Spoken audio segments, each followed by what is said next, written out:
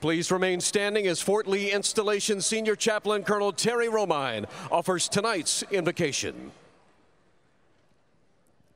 Let us pray. Father in heaven, we are thankful today that you created us to be competitive, to be the best that we can be. As these compete today on this track, we pray that you will keep them safe. We pray for the fans that we will be safe and we will have a good time enjoying this competition. We thank you for those who may be deployed all around the world to keep us safe in that capacity as well. We are indeed thankful for all your blessings. In your holy name, amen. Here to honor America, please welcome platinum recording artist, a Richmond, Virginia native, Elliott to perform our national anthem.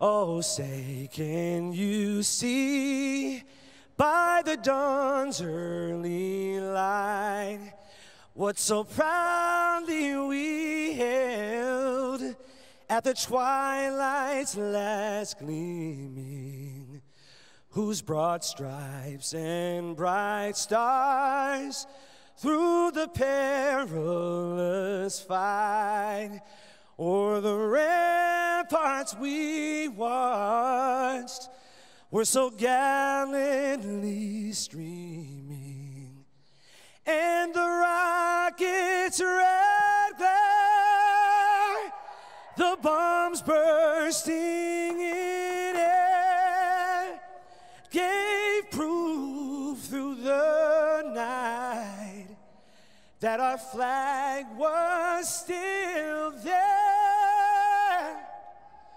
Oh, say does that star-spangled banner yet wave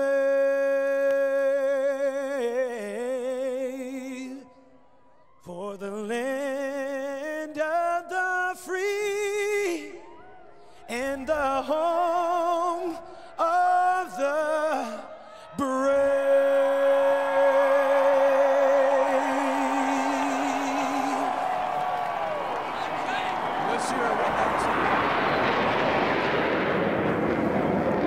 It's quite a scene in Richmond, Virginia. You're watching NASCAR on Fox live and night racing coming your way.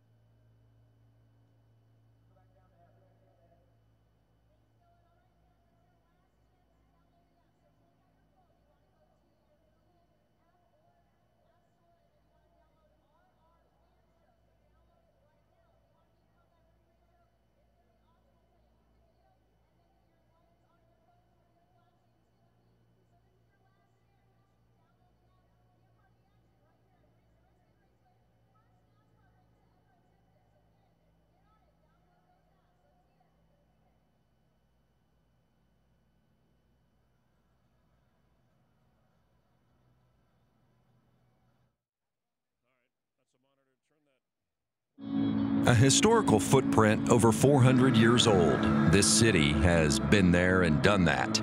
Looking from above, the serene southern charm is illustrated best. Yeah, the pace here may be on the slow side, but locals will call that less frenzied. The heart and soul of this town, the James River, meanders right through the middle. The capital of the Commonwealth of Virginia. This is Richmond.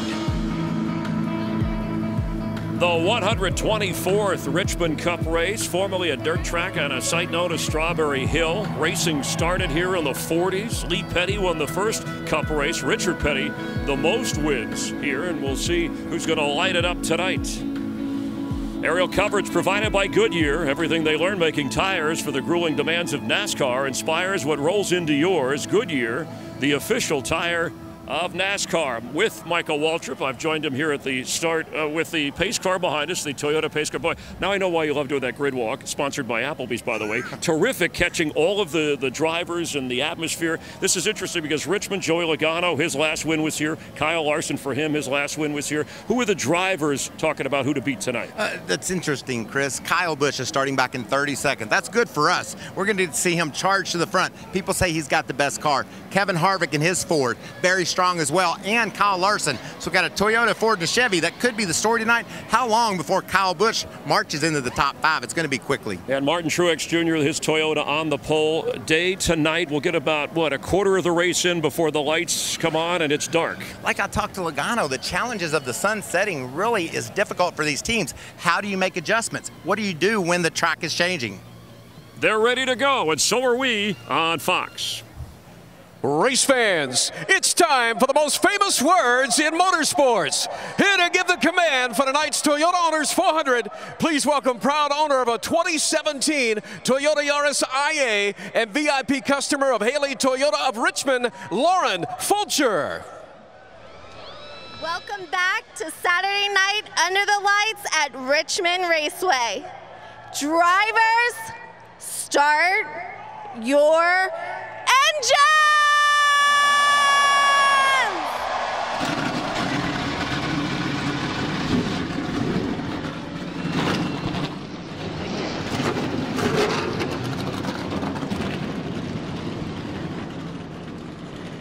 Ready to race at Richmond. Keep an eye on the Wayback Machine. Kyle Busch has never started this deep in the field and gone to victory lane.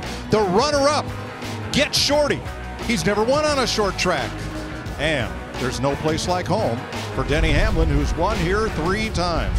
Everyone is so looking forward to Richmond. It's the last race in our Fox short track swing, and we love the short tracks. Short tracks are where NASCAR was born. It's where virtually everybody in this field and in this booth got their start. We love the action here, and Richmond is a short track like no other. Calamity Corner. Keep an eye on turn 3. The entry to turn 3 is the sharpest corner on the racetrack, and it is very unforgiving. You see how sharp that turn is into turn 3, and then sweep off turn 4 to the uniquely positioned start-finish line. It's going to be a night of beating and banging and roughing them up just the way we like it. It's NASCAR on Fox.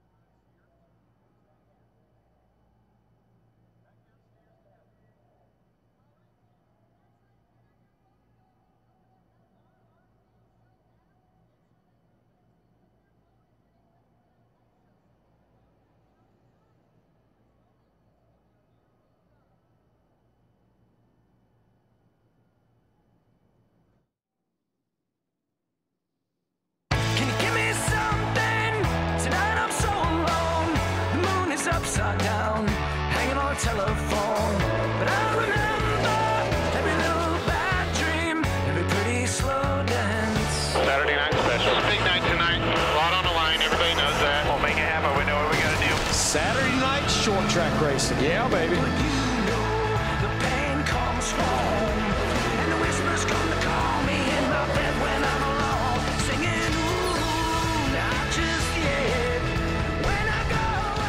It's a twilight event. Welcome to Fox coverage of the Toyota Owners 400 from Richmond Raceway. They've already rolled them off pit road. You'll see the starting lineup on the left side of your screen. Let's dial up our pole sitter. Oh, man, I love talking to the pole sitter. Martin Truex Jr. at TW. You got me, buddy? Yeah, I got you, buddy. Man, I know you've had a couple of rough weeks, but that is a fast car. You're on the pole tonight. Is this the night you get that first short track win? I sure hope it is. We'll have to see 400 laps, but feel pretty good about it. Been running really good at this racetrack, and I really like racing here. See if we can put it together tonight. It sure be a nice place to check that box off. All right, buddy. Well, good luck. You got a good car, and it's the night you can do it. Good luck. 10-4, buddy. You guys have fun up there. Oh, we will. We promise you we will. And we'll have some fun down on pit road. Let's begin with Vince Welch. You know, in 2 races here at Richmond last year, Joey Logano finished first and second. But if he's to contend for a win tonight, they say he's got to be better, specifically better on the long run. So if we have a long green flag run, which we surely will, keep an eye on the 22 and how he fares during that stretch. Matt Yoakum? Denny Hamlin is always a pre-race favorite when we come to his home track at Richmond, but Friday he described it as frustrating. The setup changed before qualifying, a complete yard sale. 5 or 6 laps later, he knocked down the 4th starting spot, but still, Mike Wheeler, the crew chief, told me it was a huge learning and confidence booster for this team, but that was only 5 or 6 laps. This is 400. We'll have to wait and see how their teammates setup works in the 11. Regan Smith? In 471 Cup starts, Kyle Busch has never won after starting worse than 30th, or qualifying worse than 30th position. Twice before at Richmond, he's qualified worse than 30th, and he's finished second both times. If Kyle wants to get his 3rd straight win tonight, he's going to have to do so from the 32nd starting position. Yeah, Regan, in the pre-race, you heard Kyle Busch talk about the way the tires give up. For that reason right there, the strategy will be simple. That yellow flag waves, you hit pit road for 4 fresh Goodyear tires. Now let's take a look at our race analysis. We're going to go 400 laps, which is 300 miles. The first 2 stages, 100 laps. At final stage to the checkered flag, 200 laps. Pit road speed, critical, 40 miles per hour. The fuel window, 110 to 120 laps. The grip level of 2, remember, 5 is a lot of grip. 1 is like being on ice, Mike. Thanks, Larry. There's the 2018 Toyota Camry XSE that leads the field on a beautiful spring night to go short track racing in Richmond. Temps got up into the high 60s today. Currently 64 degrees, track temp under full sunny skies. 90 degrees, winds out of the northwest at 5. That pace car might need a new rear bumper. Truex got to the back of it already. Bumping him pretty good. That's Brett Bodine in the pace car. I think it was a wake-up call. Martin Truex on short tracks in what's now the K&N Series. He won twice at Stafford, Connecticut, once at Thompson, Connecticut. And in the Xfinity Series, he has a win at Bristol, Indianapolis Raceway Park, and Memphis, just not in the Cup Series. 400 to win the race. See you in victory lane when it's over. Good luck, bud. Forward, Clayton. Have a good one up there, bud. Good luck in there, guys. Appreciate the fast car and the pole. Let's go get them. That's your pole sitter, Martin Truex, and here they come. All right, here we go. Boogity, boogity, boogity. Let's go racing on this short track, boys.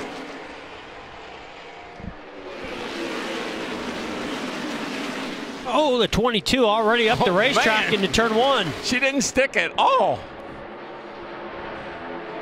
Kyle Larson to capitalize, trying to beat Logano for second place. Edges ahead, coming off turn 4 on this D-shaped curving front straightaway, and they're door-to-door in 1. Yeah, Kyle Larson's already door-to-door and up to second. I think that's one of those things that you fear as a driver, Mike. Hit that first turn and the car doesn't stick, and it takes off up the hill like you saw the 22 of Logano did. And also amazing how that outside lane really suffered on that start. Kyle Busch taking him 3 wide any way he can get him, way in the back. Picking up time. We might have an outside groove by the time he gets to the front. We're going to see a lot of that as he marches toward the front. I think that works good for a guy back in there. Here we got the 4 car of Harvick going around the 12 car of Blaney. But that outside will work good, Mike, because everybody's fighting for the bottom. So if you can get around the outside, you might be able to get by a bunch of cars. Ryan Newman trying the outside in the 31 there against Stenhouse. Clint Boyer in the 14 to follow. Clint Boyer wearing our Fox visor cam tonight. You can see he's just moving up the lane, up the track a little bit, try to get a little clean air to that nose, get to the quarter panel of the 31 of Ryan Newman. Now, Mike, clear, dude. That just shows you how hard it is to get the grip to those rear tires up off the corner. One thing I don't like about the outside, Mike, if something should happen in front of Kyle Busch, they come right up in front of you and you have nowhere to go. So it's it's kind of a catch-22. You know, good Darryl, news, bad news. 8 wheels corner better than 4. Oh, yeah. Yep. Well, I can promise you Kyle Busch right now is not thinking about any of that. Jimmie Johnson in the 48 against David Reagan. Qualified 17th, and that's where he races. We saw how strong that 48 car was last week at Bristol. Really fast car, nice finish, maybe a little bit of momentum. Haven't quite seen that this weekend, so we're all waiting to see. And I think Jimmy's waiting to see what this car's going to do on the long run here. 7th place, Kurt Busch on the inside. Rookie William Byron drops in behind him. Well, William's going to get to go to school here a little bit by one of the best on these short tracks, Kurt Busch. Yeah, William had a nice qualifying run, and well, William Byron right now, Mike, he will go to school. That's one thing that he really believes in, is watching and studying. Kyle Busch three wide once again. Yikes. Now that was risky. Yep, around Trevor Bayne and Austin Dillon. But just look at that. He got by 3 cars in a straightaway because he's willing to take that outside. 2nd place, Joey Logano, the 22 Ford, taking the spot from Kyle Larson. I think this is something I've been waiting to see, and that's the 22 of Joey Logano. A year ago, he won this race. They got a penalty after this race and really kind of just fell off the radar. And now here tonight, it looks like that strength is back. Yeah, that team's been, I think he's leading the points, I believe, and that team has been very consistent, much better than they were last year. What I'm seeing with Kyle Busch reminds me of weekly short track racing where they start by a handicap and the big gun has to start in the back. The spotters tell their drivers, here he comes, you going to battle him or are you going to stay out of his way? Well, we need to start him in the back every week then. I'm going to stay out of his way, I can tell you that. Most people will. And I bet Kyle Larson would tell you the same thing. Chase Elliott, son of a former champion, carrying his dad's number 9 on that Hendricks Chevrolet. Running 3rd behind the Toyota of Truex and the Ford of Logano. Larry? Yeah, Joey Logano on that 22 car. I talked to his crew chief, Todd Gordon, this morning. Joey was not happy with that car on the long runs yesterday, and they actually made quite a number of changes to that car, and I think Todd was anxious to see what they were going to have, especially on the long run. So good so far. Let's have a look at 6th place. That is Erik Jones, last year's Rookie of the Year in the 20. As Kurt Busch moves up. The little 41 car has made a couple of good passes here. Right now he's moved up to 6th spot, Kurt Busch has. Car looks pretty decent for him early on. I think with practice happening during the day for this night race and still that sun is out, we're going to see a lot of adjustments and things that these drivers are complaining about that they want changed after this first run. And you know what, Jeff? Every one of these drivers said this track has the least amount of grip of any track we go to, including Atlanta. Kyle Busch has passed more than 1 car per lap.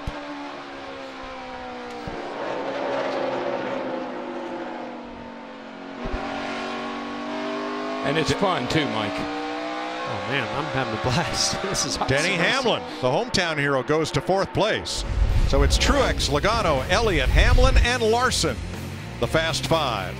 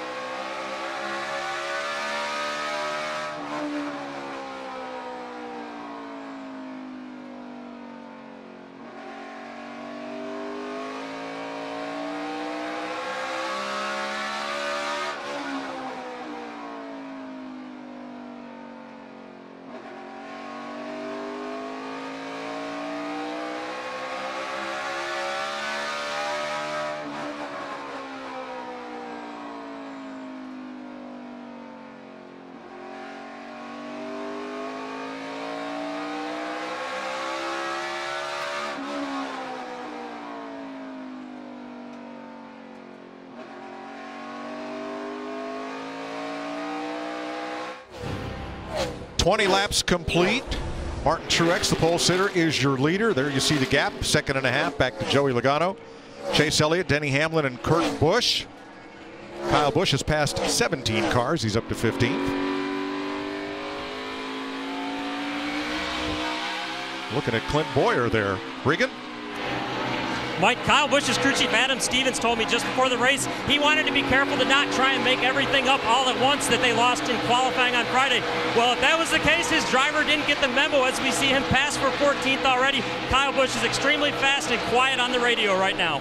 He's got to be quiet, Regan. He's working hard right now. I mean, he's got his hands full, but he is going on to the front. If tire management's going to be important, he's not going to have any tires left at the end of this run. Jimmie Johnson mired in 17th, right where he started, and may have brushed the wall in turn 2, Matt. Mike, Chad Knaus told Jimmie Johnson to adjust the balance of his race car with the track bar and also the brake bias. You mentioned he traded a little bit of paint with the wall, and the wall lost. Man, I tagged the wall off at 2. Keep her dry, we'll find something. I don't see any smoke. Get some pictures. Quite a bit of damage, Jeff. The right front, the whole right side of the car really has quite a bit of damage on it. Yeah, he was actually behind Bam. the 18. Probably lost a little bit of air, just tried to carry a little bit too much momentum off that corner. That turn 2 wall can get you in a hurry. Here's 4th place at the line. Oh, that 41 car. He is fast. He's pretty fast, I'm telling you. I've been watching lap times. We've been watching the 22 of Logano slightly close in on our leader, Martin Truex Jr., but this 41 car, Kurt Busch, matching those times of Joey Logano. Yeah, the first 10 cars all running within 1/10 of each other, lap after lap. And you heard them talk about Chad Knaus talking to Jimmie Johnson about making adjustments. You can also, this is one of those short tracks, you can make adjustments as a driver. How you turn in the corner, where you turn in, how much speed you carry in, brakes, coming off the brakes. There's a lot of things you can do to change the balance of the car from corner to corner. Yeah, Jeff, don't you think this is one of those tracks where you slow down and go faster, get out of the gas a little earlier, let the car roll a little bit? Work the throttle. That's your best friend. Yes, but I've also been here when I didn't carry enough speed in the corner and load up that right front tire to get it to pivot turn.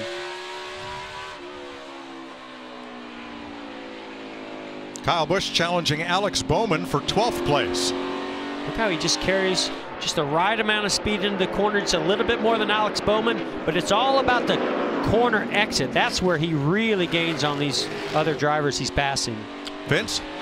One of the things about Alex Bowman, he's not raced here since 2015, and it's not one of his favorite tracks. Hasn't had good results here. Greg Ives told me just before the race, one of the things he has worked on as a crew chief is not so much the car, but the driver, building Alex's confidence throughout the course of the weekend, bringing him to a racetrack where he's not as comfortable, not as confident, but making sure to provide positive feedback to him to try to give him a good result tonight. Greg Ives. Pretty sharp guy right there. He and Bowman, they work pretty well together. Well, Bowman now under fire for Clint Boyer. Turn 2. And Mike, you know the other thing, everybody knows that Kyle Busch was back in the field. So he catches you, you say, okay, I'm not going to put up a big fight right now. As long as the people that I started around, the people I'm racing around, as long as they're not past me, I'm holding my own, I'm going to let him go. Yeah, but that's demoralizing to every car. The further forward he gets, they say, are you kidding me? Didn't he start 32nd? He's already up here passing me. But we knew from practice he'd be fast, and they just didn't hit on the right setup, get the right lap in qualifying, and did not transfer out of the first round of knockout qualifying yesterday. So are you surprised that he's driving up to the front like that? No, I'm not. Well, neither are those other guys. I would have been surprised. Yeah, I don't think they're the other not guys surprised. are. They just wish they weren't watching it happen. I agree with you. I know what you're saying, but I knew he was coming. 17th place. Ricky Stenhouse on the outside of Jimmie Johnson. We've seen Ricky Stenhouse really work that middle and outer groove so well at so many different tracks, and he's doing that again tonight. But you know what was funny, Mike? I asked a number of these guys when we were down there on pit road. I said, you were really good last week at Bristol. How about tonight? Every to a man said, this ain't Bristol. No. Whoa, a little nudge there from Jimmie Johnson into the left rear quarter panel of Ricky Stenhouse Jr. Could have been big.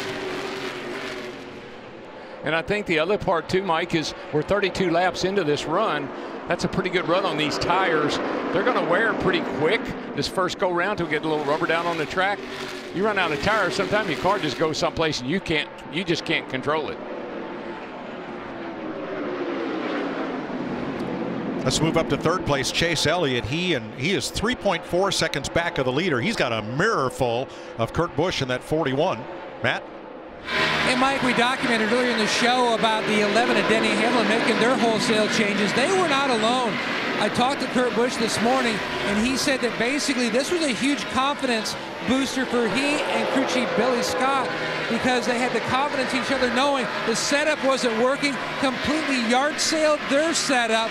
It worked in qualifying, which really surprised them. Now they just have to hunker down and see if it's going to work with this racetrack that's going to change, especially when the sun goes down.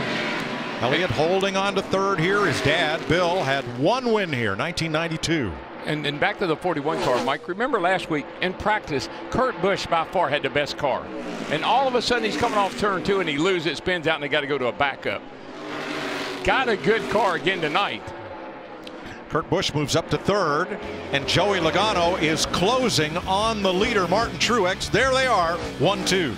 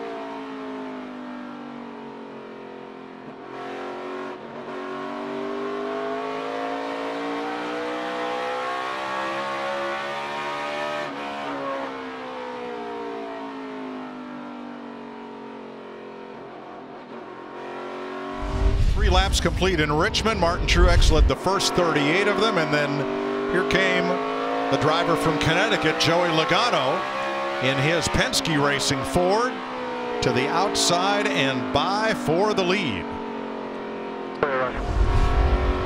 And Mike, I saw Todd Gordon as I was walking down pit road, and I said, "Are you money tonight?" And he said, "I don't know, DW. It's too early to tell."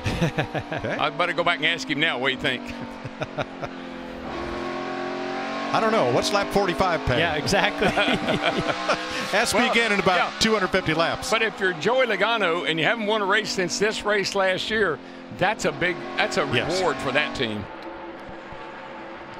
Kyle Busch took less than 40 laps to come from 32nd into the top 10.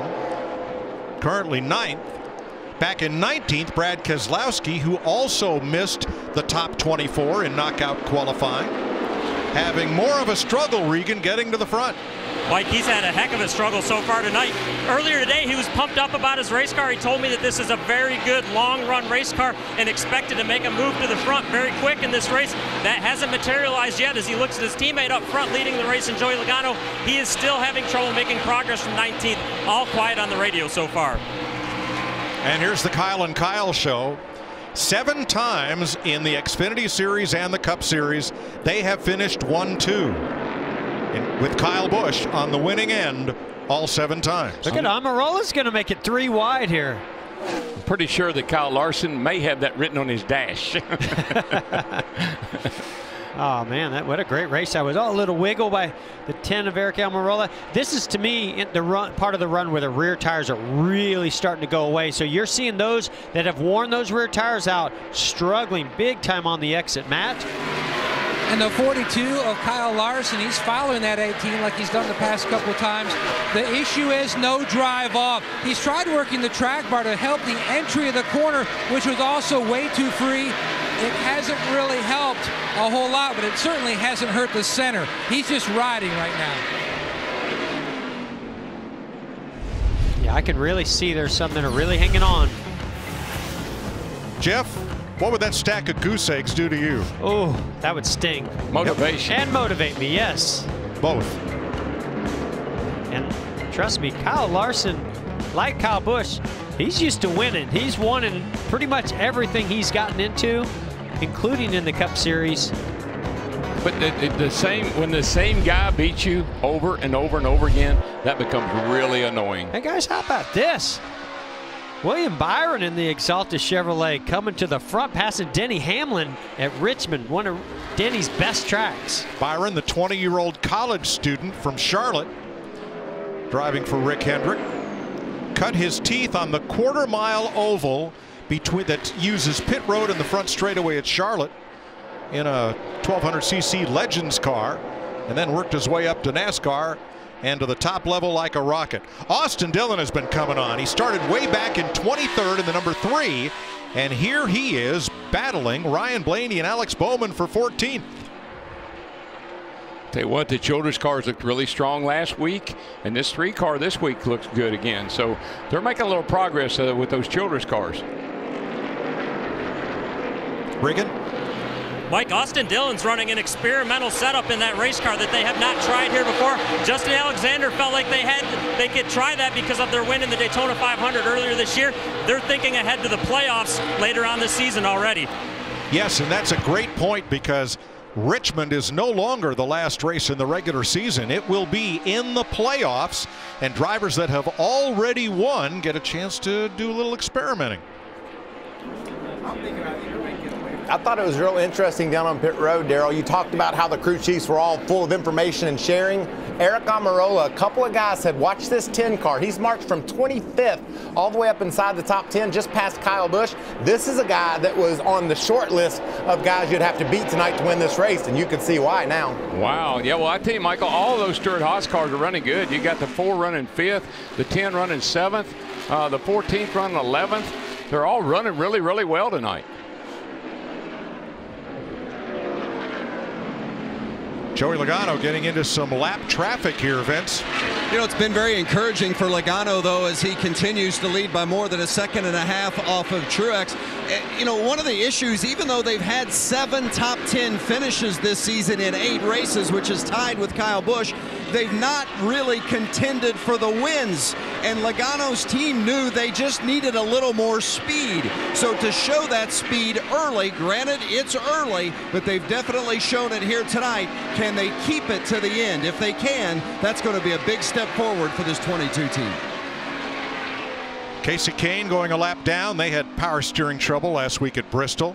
Logano, by the way, will be on NASCAR Race Hub Wednesday on FS1. the daily show where you get all your news and information about your favorite sport. Kyle Busch is marked up to 8th place. And then things get a little more difficult. He's 8 seconds behind race leader Joey Logano after 57 of 400 laps in Richmond.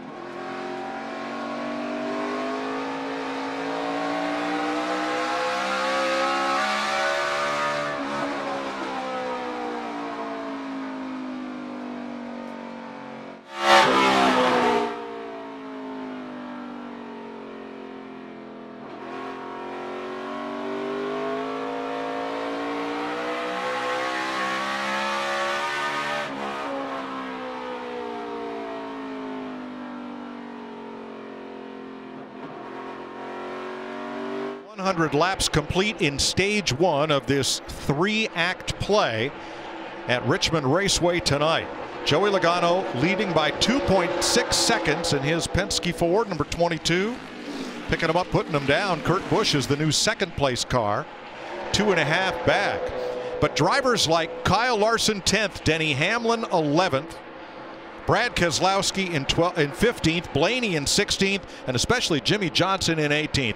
Larry Mack, they can't wait to get to pit road and make some adjustments. They are going to need some major adjustments and a whole lot more. So one of the adjustments I can show you, let's go to the right front shot of the 43 car and Bubba Wallace. This is a shock absorber right there, and the shaft in the shims are right down in that area. And you see this little red tie wrap? It actually has a shim on the end of it. Now let's show you what they can do with those shims by going to our Ford Performance car. We're going to look right here at the shock shaft itself.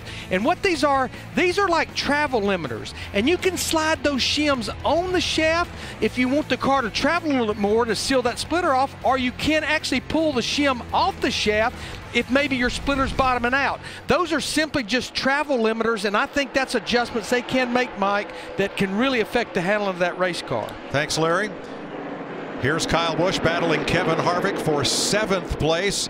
And Busch has been passing him wherever he catches him, and usually on the outside. Yeah, Michael, you see a lot of tree-wide racing, but I tell you why. Some guys' tires are pretty good, and they run the bottom. Some guys not so good, they run the middle. And guys that tires aren't very good at all, they just run the real high up top side. One thing we know, he's not going to be needing to pull any shims or do anything with that setup when they come to pit road. While we were away, Ricky Stenhouse made an unscheduled pit stop, got tires, came back out, short pitting. We're told that that was a strategy call to bring him in early for tires. He has gone a lap down. Let's check with Matt. Mike, Kevin Harvick told me on the grid the most positive thing about his car from practice was the drive off. It was exceptional. He said a few moments ago to Rodney Childers, it's a completely different race car than we had yesterday. Loose everywhere, and the drive-off non-existent. Wow. Wait till it gets dark. Yeah. Wait till it turns to nighttime and if it cools off. It'll be another different racetrack. And I just think, remember, this first run, we're on tires they qualified on. So they have several laps on them already. They took a little bit of that wear off, and they're just getting worse and worse as this run goes on. I guarantee you these drivers are screaming, just hoping that the caution comes out or that crew chief calls them down pit road. Yeah, we're at 71 laps, Mike, and we have not, I mean, we've been 71 racing hard laps, so you're going to have some tire wear in this go round. Denny Hamlin, Kyle Larson on the outside in the 42, 11th place. And we saw right away where Kyle Larson had a great car to take off for the race when we got the green flag, but it fell off very fast. Great battle here for third position. Erik Almirola, he is marching forward along with his teammate Kurt Busch. Remember now, I think Erik Almirola had I don't know how long ago it's been, 3, 4, 5 years ago, had a great run here driving for the Penalties on this racetrack. That's true. How about our pole sitter, Vince? Well, as you noted, Martin Truex Jr. started from the pole, but now finds himself in 4th after giving up that position to Almirola, just as burned off the right rear. And as you guys talked about, guys screaming for help, whether it's adjustments or tires, include Martin Truex in that group for sure.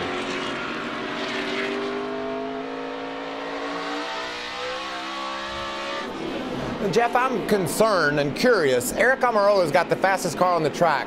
What if this car changes as the track changes? Would you rather be good now, or if you had all that speed, would you be a little bit worried?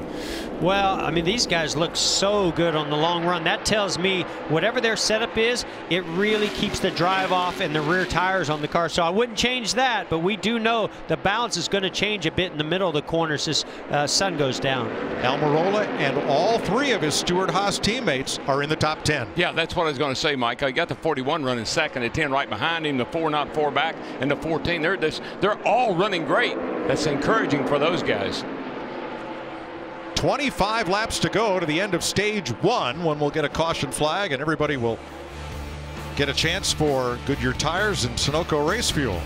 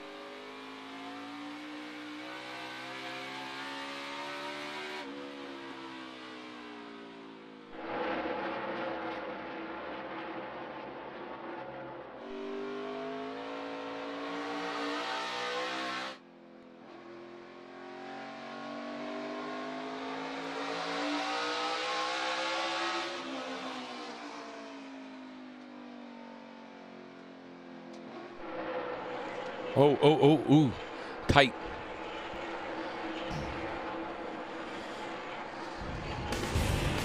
Calamity corner, turn 3. Joey Logano to the inside. Welcome back to Monster Energy NASCAR Cup Racing from Richmond. 5th place. Now you saw Ricky Stenhouse drive right around that battle for 5th because he has fresh tires from short pitting. We've not had a caution lap, 83 laps in. No, but we've had him racing all the way from the bottom of the yellow line almost to the wall. It's been incredible. 3-4 wide racing. Guys, on this short pitting on Ricky Stenhouse Jr., I just don't agree with that here. It works somewhere like at Atlanta, Auto Club Speedway. He went 2 laps down. Yeah, he's made one of those laps up, but as Joey Logano keeps lapping other cars, he's not even going to get to the free pass position. This is just not the track to be short pitting. Yeah, and Larry, I know there's a lot of fall off. The tires really fade here, but this is a very long pit road and a fast short track. I can tell you somebody that's got a fast car is at 41. He's chasing down that 22. We're going to have a battle for the lead right here in a minute, Mike. Kurt Busch, former series champ from Las Vegas, first of those Stewart Haas Fords that are all running in the top 9. The 41, Mike, I know their tires are worn, both of them, but the 41 gets through traffic just a little bit better than Logano does. Busch a little better in traffic. Yeah, 3 Fords out front, then William Byron Chevrolet. Truex first to the Toyotas in 6th. Well, I just, to me right now, it's the surprises. I did not expect Logano to be this good. I didn't expect for Kurt Busch to be this good. And Almirola and William Byron, I mean, that is impressive.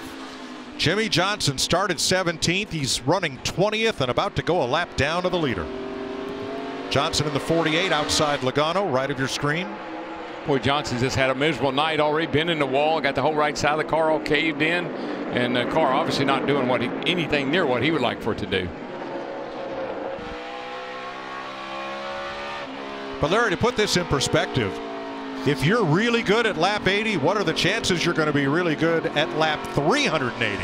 Well, we know this track is going to change, Mike, and that's always been one of the fears of being maybe too good at the start of a race in the daytime, but it's where you have to keep up with the track. You have to stay on top of the changes. 12 laps to the end of stage 1. Yeah, Brad Keselowski's car has climbed to 12th, probably running a little more to his liking. And Kyle Busch's march to the front might be stalled here at 6th. He battled Clint Boyer, could not pass him. Now leads Truex and Elliott. Mike, I think right now it's 89 laps. I think everybody's just hanging on. Trying to, you know, get to the end of this stage, get some fresh tires, make some adjustments, go at it again. I certainly know Truex is.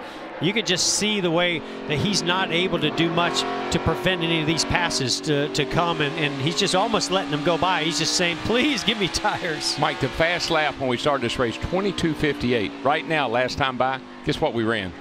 25 flat. So we're just about stopped. Well, for Kyle Busch, mission accomplished to come from 32nd to 7th. When they pit at lap 100 and the caution comes out to end stage 1, he's going to be a top 10 car, and I'd call that a win from where he started. Definitely a win. I just can't believe the pace right now, how slow we're going. Well, now here's Ricky Stenhouse. He's about to get his other lap back from Joey Logano. Yeah, he's not going to have to worry about the free pass, so he will be back on the lead lap as we're less than 10 laps to go before the end of stage 1. And Larry, don't you think there's probably some computer software and programs that these teams have that are telling them and helping them with their pit strategy? Something must have told that 17 team, hey, if we want to stay on the lead lap, this is what we need to do. Yeah, because he's used his stuff up, but he still has much fresher tires by pitting at lap 58 than these drivers that's been out there for 92 laps. It's one thing I kind of learned the hard way a couple of times. Second guessing those guys down there in the pits, the crew chiefs. Sometimes it's just they know a little bit more than we do, seems like. Austin Dillon in the top 10. His teammate Ryan Newman 1 spot back as they battle for stage points here. 7 laps from now will be the end of stage 1. Vince. You know, with the number of sets of tires that these teams have, it breaks down to about 1 set for every 40 laps. We've run more than 90 laps in this first stage on tires that they used during qualifying. So it's no surprise that everyone is screaming because of handling, and for the most part, it's because of the tires. So keep an eye. We have another long green flag stretch in stage 2. We're going to see a similar play out possibly to what we're seeing right now. Who's fast on the long runs? That could be the difference maker tonight. Not sure anyone expected we would fire off from the opening green flag with 100 straight laps of green flag racing, but that's what's happening here. 5 to go in stage 1. Yeah, and do you think Joey Logano looks in his mirror and says, is that the 10 car closing on me? Because Almirola is closing fast. All right, Logano putting Daniel Hemrick, the Kannapolis, North Carolina young man, making his Cup debut in Richard Childress's number 8.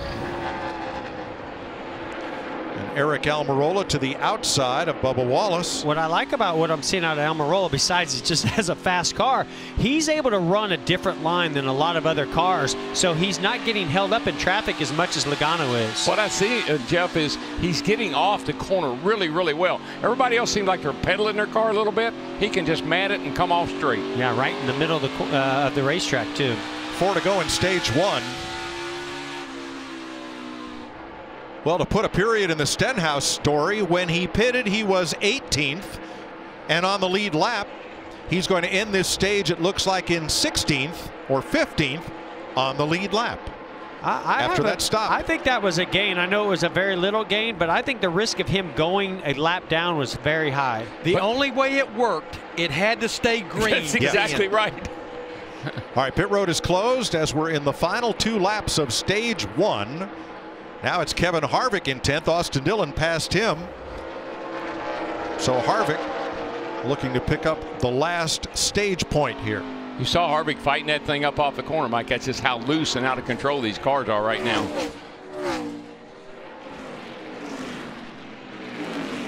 Joey Logano, whose last Cup win came in this event last year, about to pick up only his 2nd stage win in his career, and his first one of 2018. Daniel Suarez just ahead.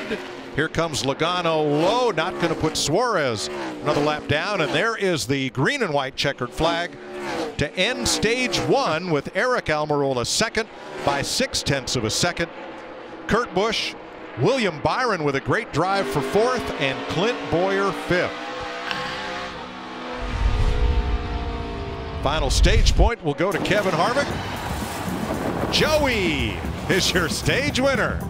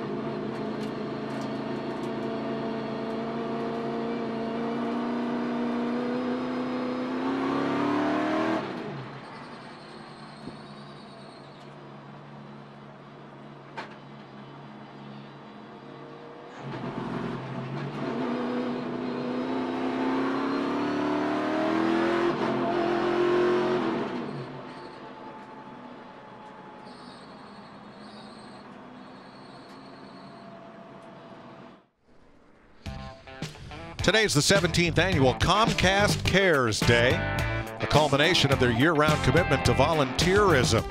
All weekend long, fans have had fun stopping by the Xfinity Zone to learn more about this day of service. Pit road will be open this time. The only drivers who have been on pit road are Harrison Rhodes, who was 7 laps down in the 51, and Ricky Stenhouse, who went 2 laps down with an early pit stop, short pitting, but worked his way back up onto the lead lap and 13th.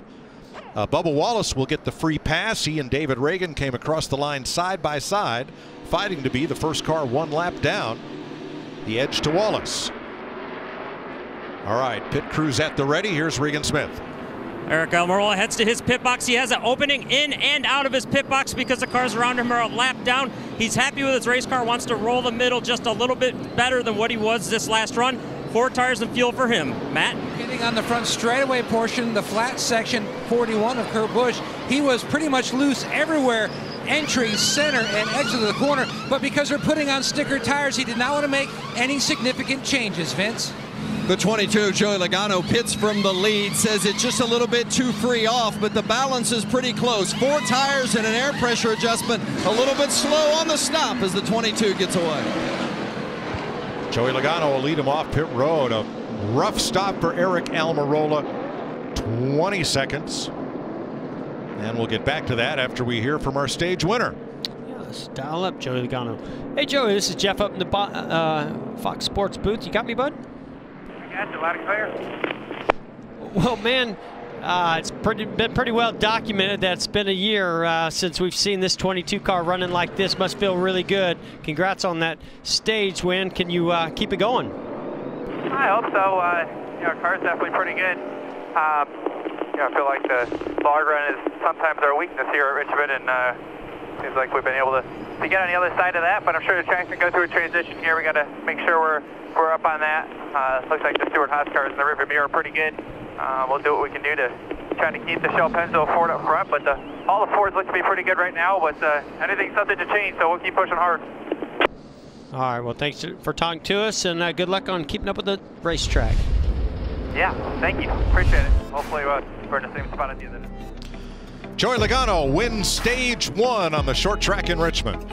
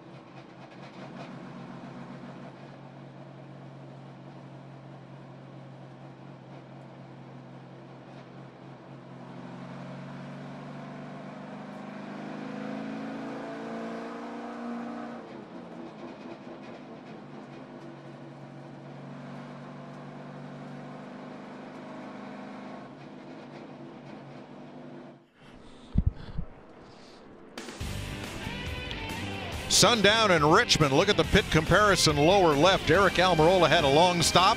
What happened, Larry? Yeah, Mike, you could pit that car 100 more times and not have this happen. On the right side, you're going to see the jack right there. Look at the right rear tire. It's actually going to twist the handle and drop the car. You could not do that again if you tried. Kevin Harvick's team throwing equipment. He goes to the back. Uncontrolled tire. Kyle Larson and A.J. Allmendinger. They will restart in the back. Fords out front. Logano and Kurt Busch, the Toyota of Kyle Busch, and the Chevy of William Byron are the front two rows for the restart. Here they come to the Geico restart zone for stage 2. Mike, I believe Logano's going to have his hands full with a couple of great cars right here. That 41 for one. Remember the original start when he drove in deep into turn 1 and went up the racetrack.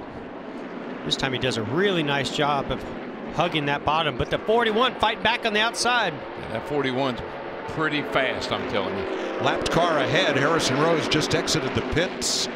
Well, he won't be a factor as Kurt Busch takes the lead and becomes the third different leader of this race. Well, now this is when I get really curious. When you get the lead, you get control of the race like we saw Truex, and you run that faster pace. Is that going to wear the tires out even faster? I don't know, Jeff. It went 100 laps. I know the pace slowed way down, and a lot of cars needed tires, obviously, but at least the tires held up well. Never anybody have a tire problem. Austin Dillon on the inside as Martin Truex in the 78 rolls up into 7th. Here comes Chase Elliott in the 9 for 8th.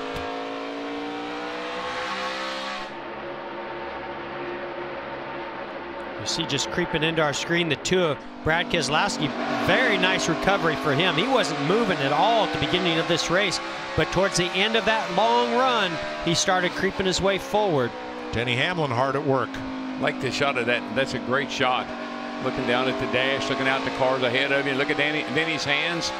Got it cocked to the left just a little bit. The seat is short track kind of style.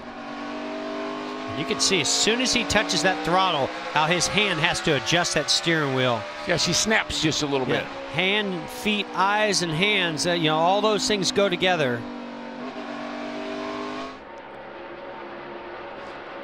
Behind him, Keselowski in the 2 and his teammate Ryan Blaney in the 12.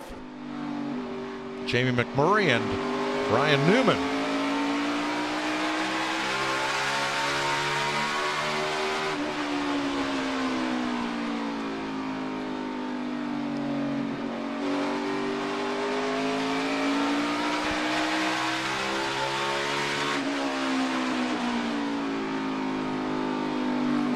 Well, you were there right on the front bumper of McMurray's car as he comes up to battle Stenhouse for 13th.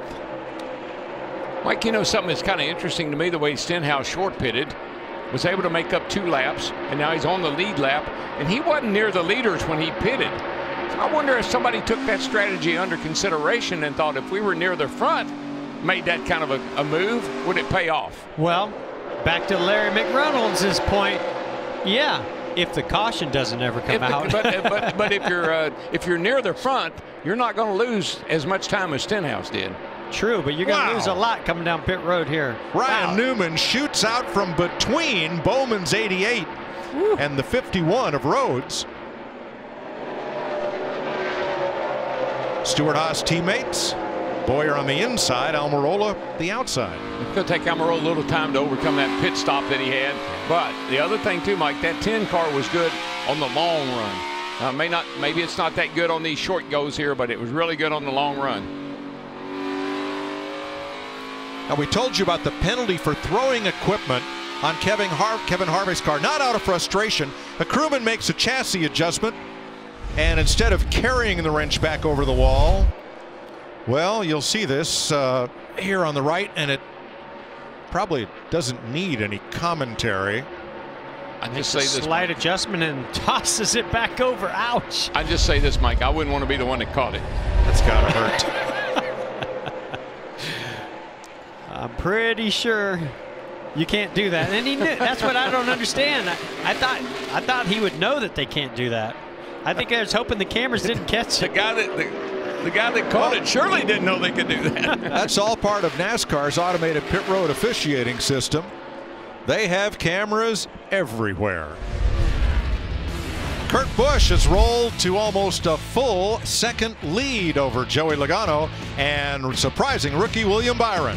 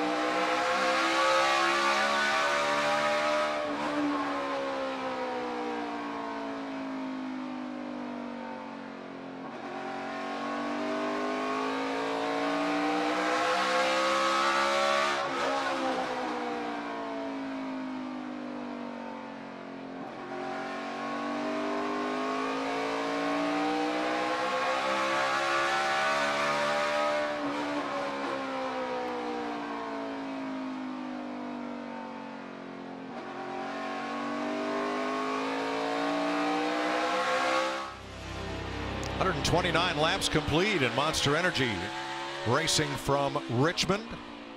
Kurt Busch leading Joey Logano by the same 9/10 of a second as when we went to break. Kyle Busch now has taken third from William Byron, who's trying to hold off the 14 of Clint Boyer. And Boyer goes to fourth on the youngster. Matt?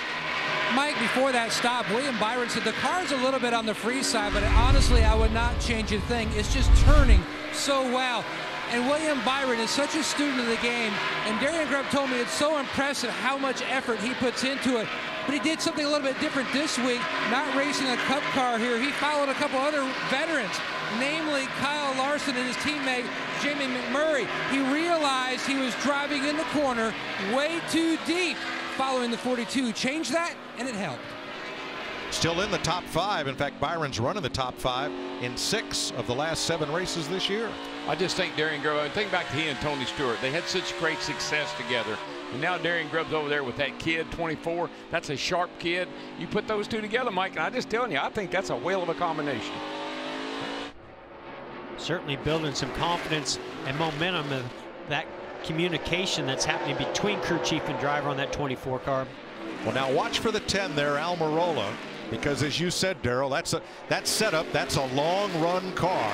It doesn't fire off that well on the restart, but the more we run, the closer that car is coming to the front. We're at lap 33. Just mark that, because lap 30 is when that 10 car and a lot of the Stenhouse cars really come on strong.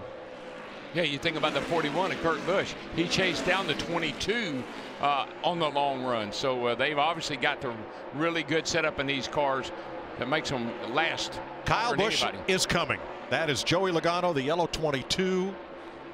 And Kyle Busch is right there to fight for second place. Kyle Busch started 32nd. It's unbelievable that march he had coming up through there. I love all the different lines that I'm seeing. You can run so many different areas of this racetrack, especially turns 3 and 4. Let's watch the 22 and the 18, and I think we see the Amaral or Boyer behind them. Look at that. There's like 3 different lanes they're running through 3 and 4. Around that curving front straightaway down to turn 1. And Mike, I think as hard as Kyle Busch races, as hard as he drives, he knows his limits. He knows when he's pushing it too hard. How about that 4th place car, Vince? Yeah, rolling pretty well. They were pleased with it during that long green flag stretch. In fact, Crew Chief Mike Bugaravich told me they want a long run type of race because they feel like Clint does such a good job of taking care of the car and the tires that they feel like their speed will hang on during the run. They saw that in that first sequence, played out just to their liking. We'll see if it continues to do so. Yeah, just think back to Martinsville. The early race, he wasn't that great at Martinsville, but at middle race on, car really came on strong. 5th place on the left of your screen. 2nd place battle on the right. Jeff, if you're Joey Logano, how hard do you fight these guys right now? I think with these long green flag runs, you're trying not to use up your tires. You're trying to get them to last as long as you possibly can. So I think right now you're racing the racetrack. Now that's going to change the second half of this race. You see vote for the captain on the back of Logano's car with a hashtag. The captain is Roger Penske, Logano's team owner. He's one of the nominees this year for the NASCAR Hall of Fame. The fan vote. Unlike any other sport, the fans get a vote in who goes into the hall. And that'll all be decided in late May. The top 4 have 10 Richmond wins between them. Well, I was just going to say, Mike, I just think of all that Roger Penske has done in racing as well as NASCAR racing. He has done so much for motorsports, as much as about anybody, especially from a car owner standpoint, that I can think of. You know, the best compliment I ever got when I was a team owner, someone came to my shop and they said, "This shop is Penske clean." That made me feel pretty happy. But Mike, I'll tell you, we're now at 20. We started this run at 22:39 was a quick lap. We're at 24 flat right now. Remember, we ended up at 25 at the end of the 100 laps. That's right. The Busch brothers out front at Richmond at 141 laps complete. Earlier, Larry McReynolds filed this report from the eBay Motors pit box. As a crew chief here tonight, sitting on top of this pit box,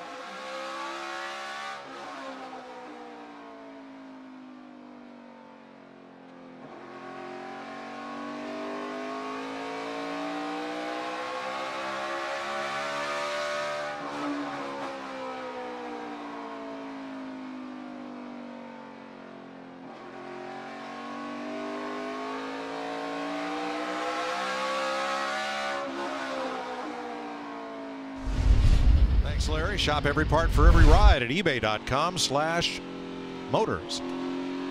Larry's always wanting to tape up something. Downforce, man, downforce. What did you say? There's no free lunch, right? There isn't. The lights come on at Richmond and the glow from the rotors becomes apparent. 57 laps to go in stage 2.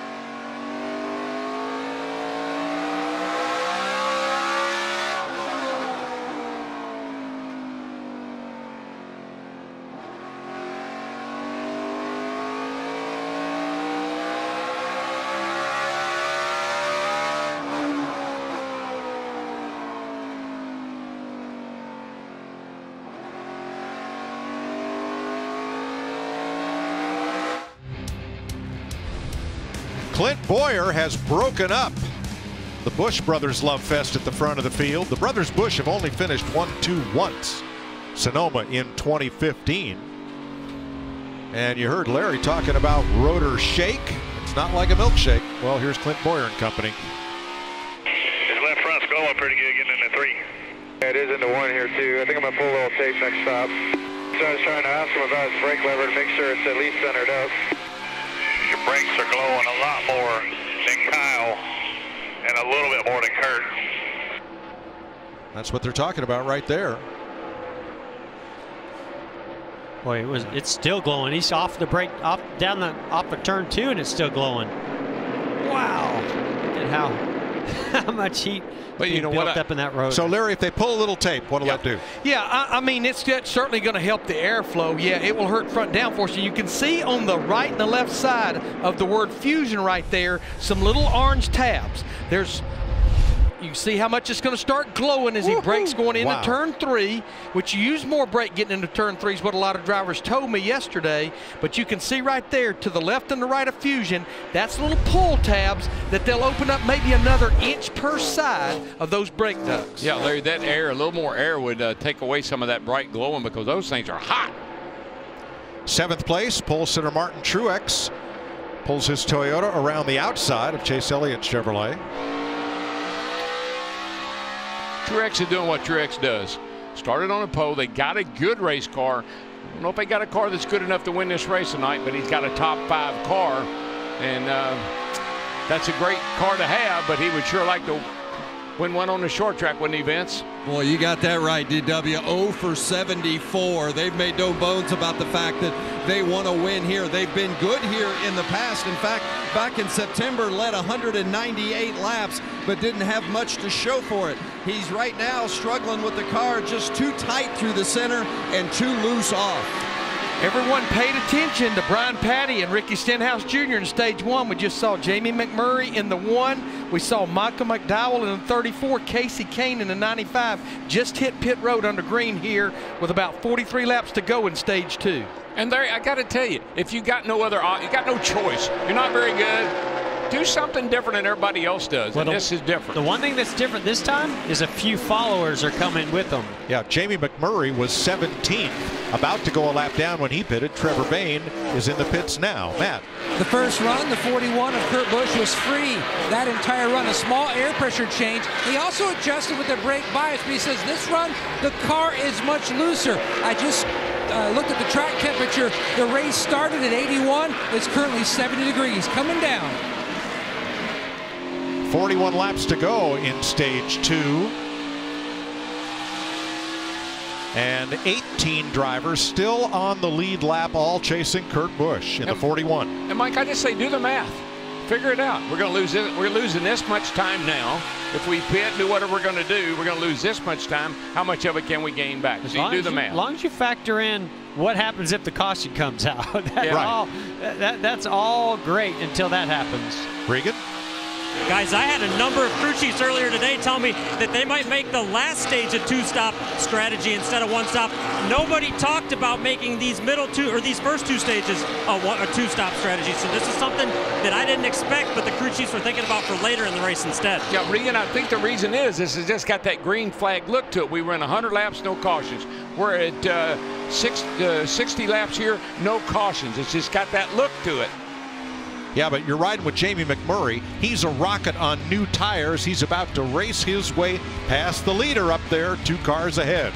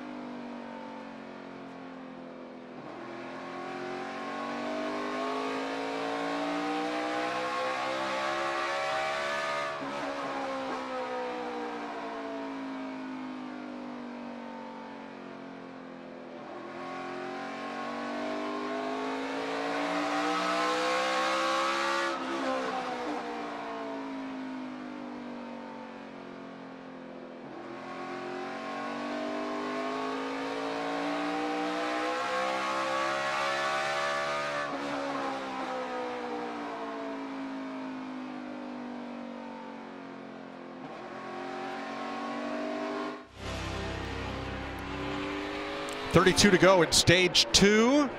You're watching our aerial coverage provided by Goodyear. There's your leaders to the left. We've got a battle for the lead. Everything Goodyear learns making tires for the grueling demands of NASCAR inspires what they roll into yours. Goodyear, official tire of NASCAR, as Clint Boyer takes the lead from his Stewart Haas teammate Kurt Busch. I think if you ask the crew chiefs or most of the drivers, they'd tell you Clint Boyer just has a knack for taking care of his car, taking care of the tires, getting a little bit more out of them than some of the other guys do. I don't know if it's dirt track experience. I'm not sure what it is, but he does do that. I think he heard us talking about who's the best on the short tracks, and he wasn't on the list. He won at Martinsville. Now he just took the lead here at Richmond. Vince? You know, it's interesting. They were not great in practice. There weren't many other teams talking about, hey, better keep an eye on the 14. They didn't qualify that well. They just flat out missed it. But they had confidence coming in because their race package has been pretty good here. Last September, even though they didn't get a good result, they really felt good about their race car. So they didn't vary too far from that coming into this race here today. So they had some optimism coming in, and it's showing. Boyer's the 4th different driver to lead this race. Pole sitter Martin Truex the first 38 laps, then Joey Logano, then Busch, and now Boyer. Tell you one thing, Kurt Busch isn't giving up. He's coming right back on Clint Boyer here, looking underneath. 3 wide. Putting a pretty hard charge on. Giving us a show between teammates. I like it. And we listened in on Kurt Busch. Most of them are doing that. Most of them are 2 laps down now. You know, with new tires, they're coming so fast. Pretty good for the 17 last time he unlapped himself, I guess. Yeah, but I mean, he didn't end up any better off, but he was in a bad spot for 40 laps. Crew chief Billy Scott and former driver and spotter Tony Raines trying to work out the strategy of watching out for those flyboys coming with fresh tires. And you know what Kurt Busch is saying, Mike? Now look here, boy, you've won a race. But I know it's been a while, but how about letting me, how about maybe it's my turn. But I like what I heard out of Billy Scott. Talking about that pit strategy, it's just extremely risky. It's not that it can't work, it's just really risky. Well, here comes Trevor Bayne on Kurt Busch. He's got fresh tires in the number 6. Making it fun for us to watch, though. Make it a little difficult on these guys up here battling for the lead, though. Oh, now. Be careful here.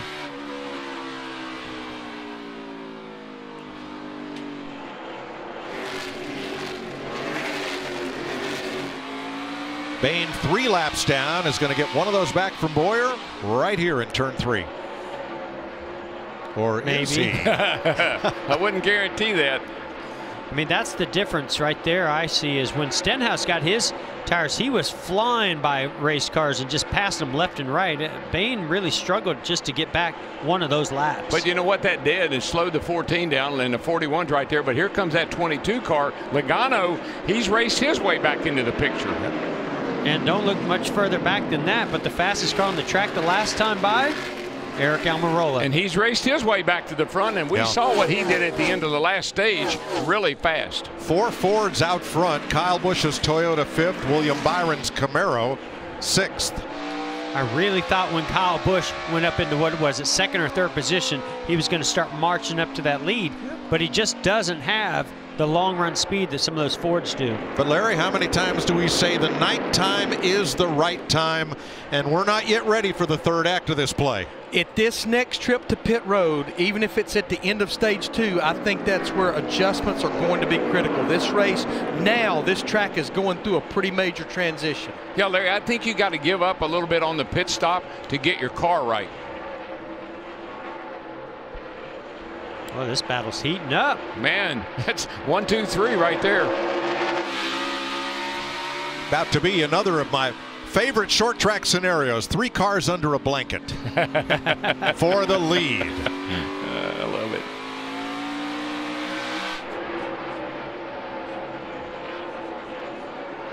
See those brake rotors on both those cars about the same. Look like they're using a pretty similar amount of brake.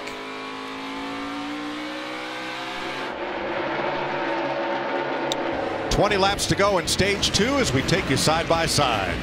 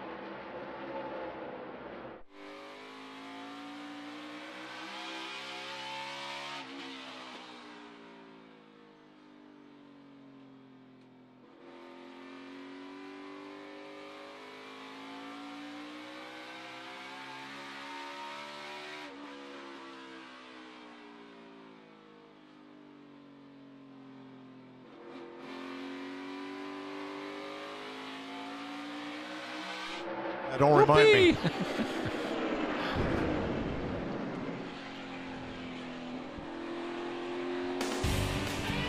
Welcome back to the Toyota Owners 400. 14 laps to go in stage 2. Boy, to the inside of Alex Bowman. Yeah, we're really seeing this little nudge from, big hit from the 22 to the back bumper of the 88.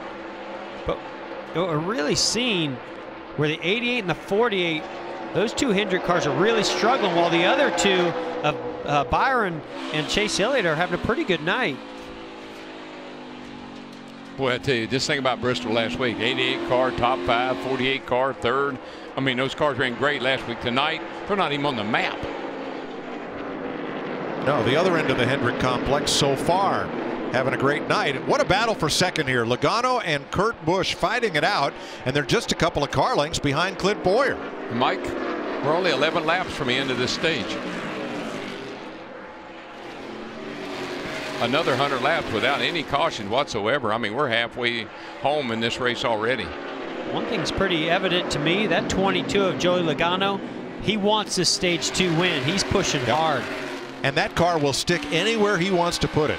Go low, go high, doesn't matter. Logano wants the win for stage 2, 10 laps away. Yeah, Boyer, when he took the lead, he really wasn't able to check out from the 41, his teammate Kurt Busch. And he's just kind of hovered right there. He's got the lead, but now that 22 is definitely in his tracks. I tell you, again, it's going to be amazing. You look back here at the one car, McMurray, he's closing on these guys a second a lap. I don't know if he's going to make it or not, but it's going to be close. First time Boyer's led here since 2013, Vince. Well, and his spotter, Brett Griffin, keeping him abreast of what Joey Logano's doing. And Griffin just told Boyer, Logano is getting in better and gaining on you there, but you're pulling him on exit. So it's a little bit of give and take as we battle for the lead here between Boyer and Logano.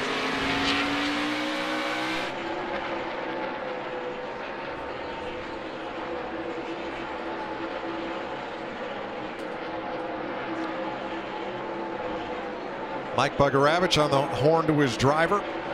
Mike, what's that you were saying about a blanket? And how many cars are under it? Your blanket just got a little bit bigger. Yeah.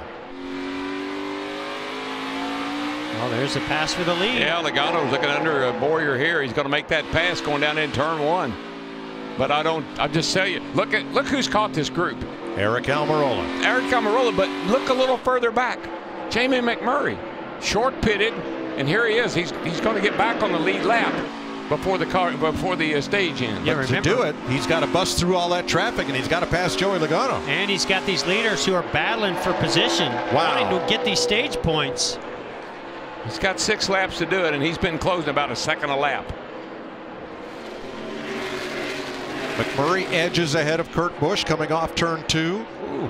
Made a stop. Tires. That is tight down that back straight off turn 2.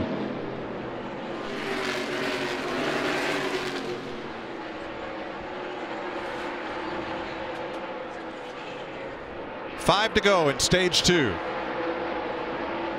The 22 leading. The 1 is in position to get the free pass. So mission accomplished there for Jamie McMurray. If he can just hang on right there, he's going to get Boyer. I don't think he can get to Logano with only 4 laps to go.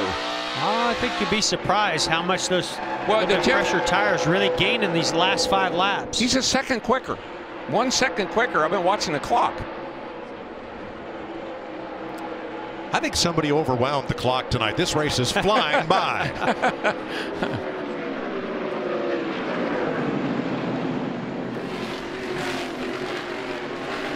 Now we talked about the Hendrick cars and how they're split up. Normally we don't see Kevin Harvick being the Stewart Haas car who's trailing in the 4th best car, but right now Harvick's just fighting to stay in that top 10. Remember, Harvick restarted 18th after that wrench toss on the pit stop. He's worked his way back to the top 10. 3rd place, Almirola around the outside of his teammate, and 8th place, Keselowski in the 2 against Truex. 2 to go, stage 2. McMurray got him. Wow. Nicely done. Nicely done, I'm telling you. That's got to open some guys' eyes. They got to be thinking about what that 17, now the 1 is done.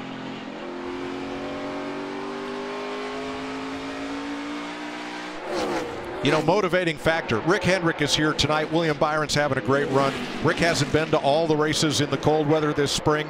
Felix Sabata's feeling better. He's Chip Ganassi's minority partner along with Rob Kaufman. Great to see Felix back at the racetrack. And here's Jamie Mack trying to put on a show for him. Saw Felix. Said he felt really good. Good to be back at the track. It's good to see him, man. Hadn't seen him for a while. Sure was. Joey Logano is your Stage 2 winner.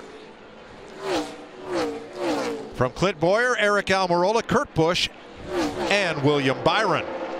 The top 5. Kevin Harvick picks up the final point in Stage 2. Same song, second verse. Joey wins the stage.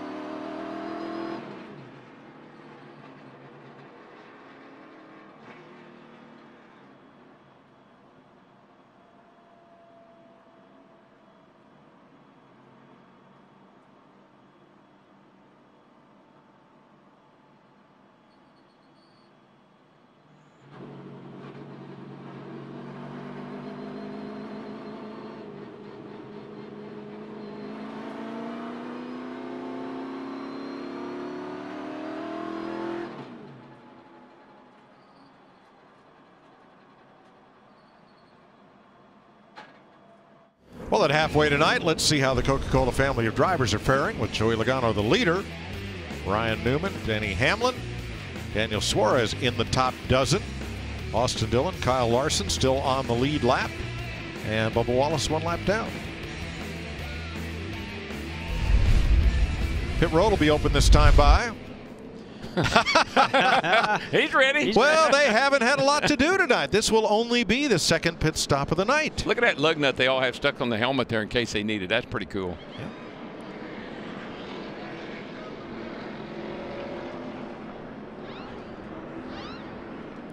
I like the signboards they use for these night races. Very, very clever with a lot of LEDs. Yeah. Well, not that side. The other side, where it's all lit up with the with the numbers. That side. Thank you. I tell you what, I appreciate that a lot later in my career. Riggin. Aric Almirola hits his pit box. He was looser in and off this run. He and his crew chief, Johnny Klossmeyer, think it was the racetrack that was freeing up. They're going to do a small air pressure adjustment on the right side, as well as a right rear air adjustment. Matt? And Dwayne Moore's already made the chassis adjustment on the 41. He was fighting free. The car was good from lap 15 to 60, Vince, and then it faded.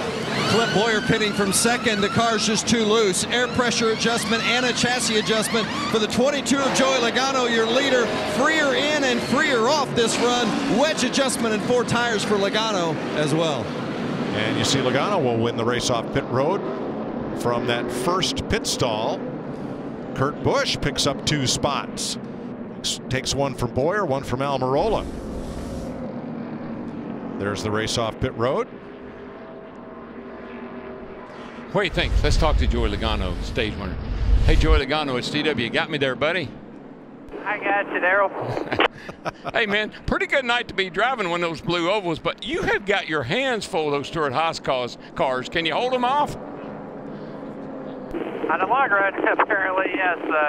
Got to work on a short run speed a little bit. The 41, 18, pretty much all the cars that passed me at the beginning of that run were pretty good, but able to stay common here and eventually start working it back and be able to have some fun racing there towards the end of the stage there. It's fun working through traffic and trying to find drive. You're driving with no rear grip or not even wide open down the straightaway at the end of this thing, so it's pretty crazy. Well, good luck, buddy. This is a fun race to watch between you guys, so good luck to you. All right, thanks. Yeah, we're having a good time. Joey Logano is your leader at the end of stage number 2. We're halfway in Richmond.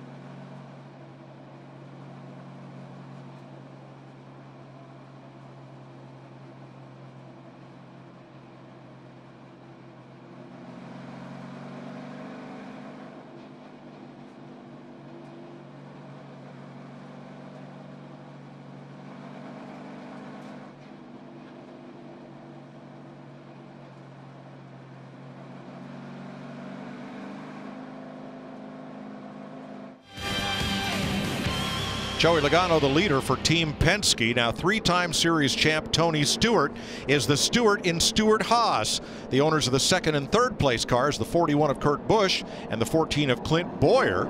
Tony Stewart has some words of wisdom for Boyer's spotter. Hey, listen, Brett, you guys have got to keep his pace under control here when he's racing these guys. I mean, him and the 41 both weren't racing each other. That's why the 22 got by. I don't know how long you guys think a long run's going to go, but if it's going to be equal to what we just did here, find out when the 22 and the 10 kind of got rolling there, because they didn't run the pace these guys ran at the front. Well, certainly they know what the adjustments or the setup of the 10 car is, and they can kind of look at his pace at the beginning of the run. But you know, to me, listening to Joey Logano, he just feels like his car's just not as good at the beginning, so he has to run a little bit slower pace. His car just seems to work better on the longer run. We had some penalties. Too fast entering the pits, William Byron and Alex Bowman, while an uncontrolled tire, let's see, yeah, that one right there, will send Ryan Newman to the back for the restart. It met up to the guy eventually. Yeah. It just was sort of idling on its own for a little bit, and that's something NASCAR's really cracking down on. Yep, needs to stay within arm's reach. 2018 Toyota Camry XSE will make the sharp left turn here in turn 4, and the field will approach the Geico restart zone. One thing Joey Logano is doing a little bit different this time, choosing that outside lane.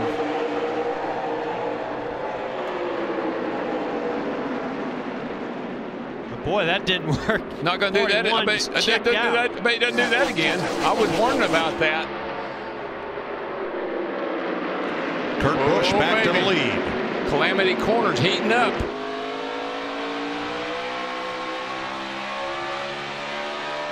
Look like a bunch of spaghetti going into turn 3 over there. I can honestly say I've never heard it described like that, but that's kind of right. It's all over the place. Spaghetti Junction. Oh yeah. All those different colors, they look like they're all wadded together going into turn 3.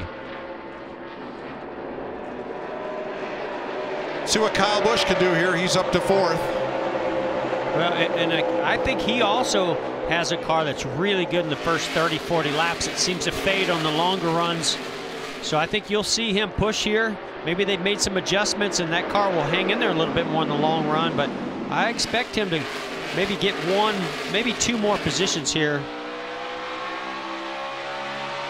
Brad Keselowski in the 2.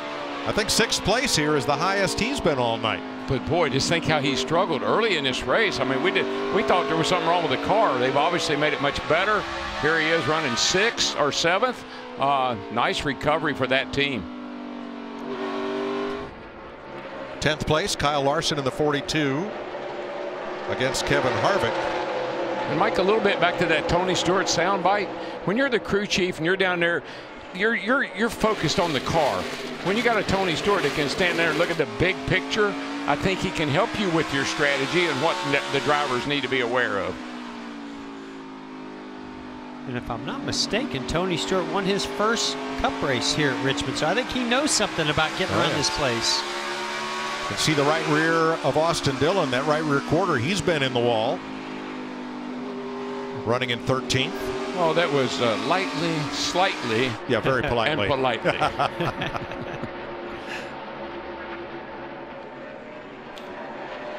And here's another trend. Aric Almirola doesn't have that speed at the beginning of the run. He'll lose some positions, but boy, he's fun to watch after about 30 laps. Remember, let's wait for that 30 lap mark of this run.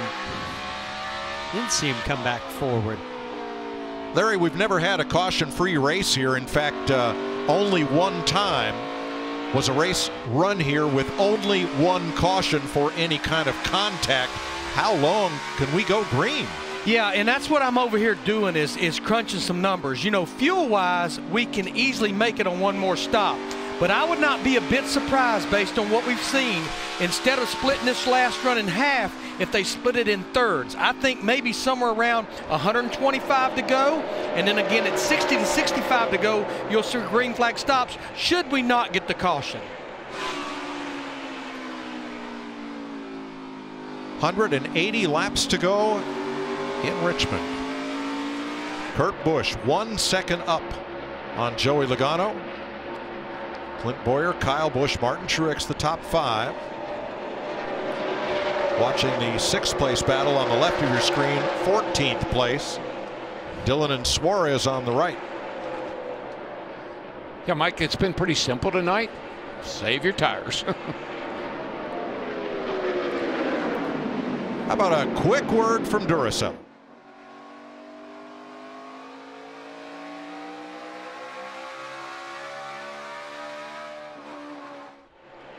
Let's talk about the 22 team from Team Penske, Joey Logano and Todd Gordon. This is their 6th season together, and together they've won 16 races, including the 2015 Daytona 500 and the 2016 All-Star race. They've made the championship for 2 out of 4 years, finishing 2nd in the points to the 48 in 2016. And Vince, this one hurts. Todd Gordon graduated from Clemson University. I know you don't want to give him any love for that, Larry. Right now, Logano, it was interesting. He and Todd Gordon had a long discussion before that restart after winning stage 2 as to which lane to choose on the restart. Logano chose the top lane, quickly gave up the lead, and now the car has fired off 2-3. He's already gone down 2.5 on the track bar. He's about to fall into the clutches of Clint Boyer for 3rd. 2nd, 3rd, 4th, right close together. Kyle Busch there as well. Todd Gordon on your right as Joey Logano tries to hold on to 2nd place behind the 41 of Kurt Busch, who is up by 1.5 seconds. All right.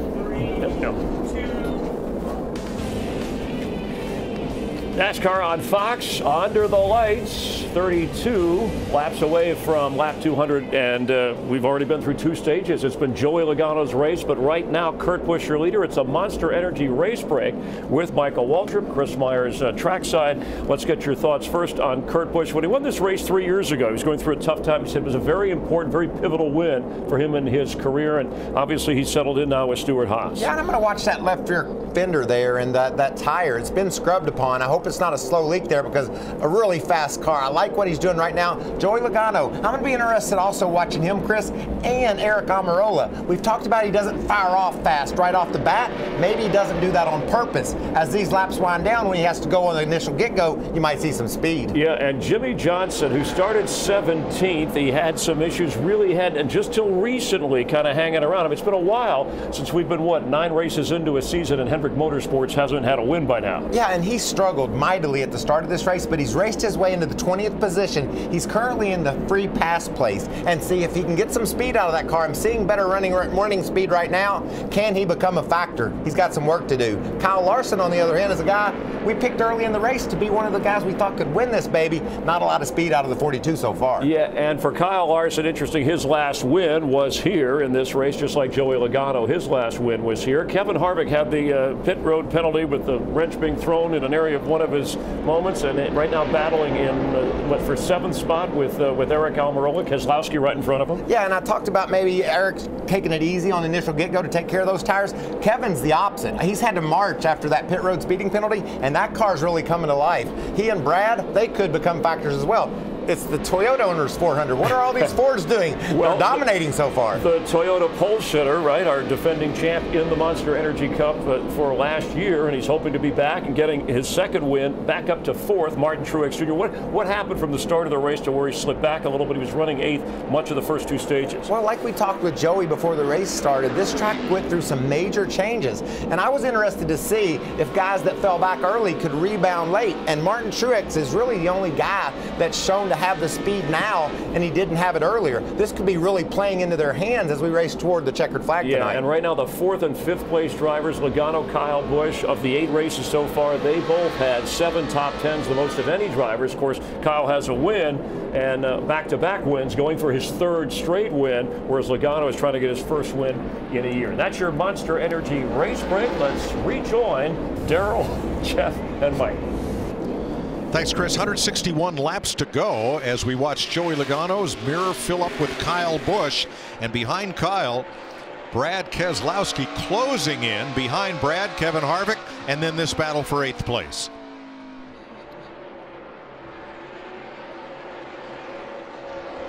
Fourth on your right, 8th on your left. Positions, that is.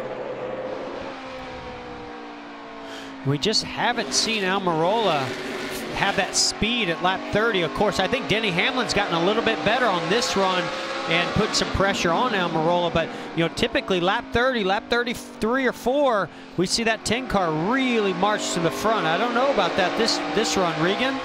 Well, Jeff, I think they're getting him a little bit behind on the racetrack right now. His car keeps getting looser in and looser off of the corners. His last words were, "It's terrible right now." I don't know if we're going to see that charge that he makes around lap 30 or 40 this time. Guys, I talked about that last stop being so critical because I felt like the track had went through a huge transition. It just appears to me that, like Regan talked about the Aric Almirola in the 10, I see kind of the same thing with Joey Logano in the 22. They've gotten a little behind. Don't you think it's into the evening now? Track temps are probably down a little bit. Probably need to make some adjustments to your car. If it was good early on, need to make some changes to be good at the end. Well, looked like they're getting looser. That's what it looks like. Based on the adjustments. Everybody looks loose.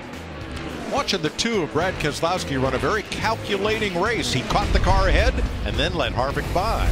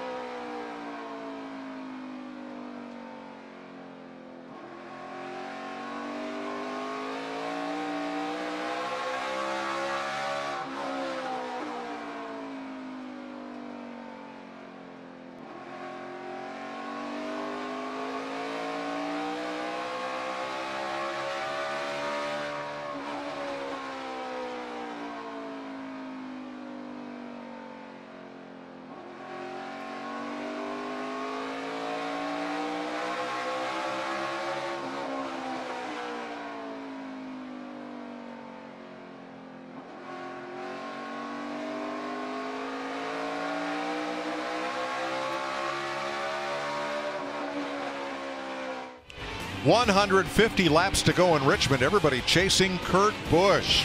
Time to take a look at tonight's Credit One Bank ones to watch. Well, the last time they raced at night here at Richmond last September, Truex Jr. was in position to win that race until a late caution spoiled all that. Nobody out there is better at keeping up with the racetrack and adjustments than Cole Pern and Truex Jr. I think they get their first short track win together here tonight. Jeff, Kyle Busch has won 4 times here at Richmond, but it's been 6 years. Started in 32nd position. I think now the nighttime is the right time for that 18 to get 3 in a row. Let me tell you, the guy that won Martinsville is going to win Richmond. Clint Boyer in that 14 car. Take it to the bank. Darrell, I hate to say you're wrong this time. Kevin Harvick, who had a speeding penalty, a pit road penalty on lap 105 for chunking equipment. He fell outside the top 20, worked his way slowly in the top 10, but now that we're getting in the later stages of this race, he's coming alive. He's starting to light this track up. He's into the top 5. Kevin Harvick goes to victory lane. Michael, this track has plenty of lights without Kevin Harvick. Now, Kurt Busch, who just lost the lead to Clint Boyer, has 9 short track wins in the Cup Series, the most recent of which came here in 2015. That's our Credit One Bank ones to watch. Here's a look at that pass for the lead as Clint Boyer went steaming around the outside of his teammate. Now, remember Tony Stewart's admonishment to these two not to race each other too hard. Well, I just don't know if that message got relayed to the 41 of Kurt Busch. We heard him talking to the spotter of the 14 car, but I think the 14 paced himself. The 41 took off on that last restart. And by the way, guys, I took the 14 long before he took the lead. Hey, I'll give you credit. What do you want, bonus points? You've been picking them well this weekend. You picked our pole sitter. All right, Martin Truex to 3rd, and we listened in. Only car here a little bit better is the 4 he's running up. Kind of that second, right where that first race size on that first seam and 1 and 2. Below it or splendid or above it, well, just kind of right at it. Maybe it's just below. Little intel on where everybody's running. And that's so helpful. As a driver, that's the kind of information you need to help you pace yourself. Where are other people running? What are other people doing? It takes a lot of pressure off the driver. 4th place. Kevin Harvick, Kyle Busch with 144 laps to go. Clint Boyer, the new leader, pulling away 1.3 seconds ahead of teammate Kurt Busch.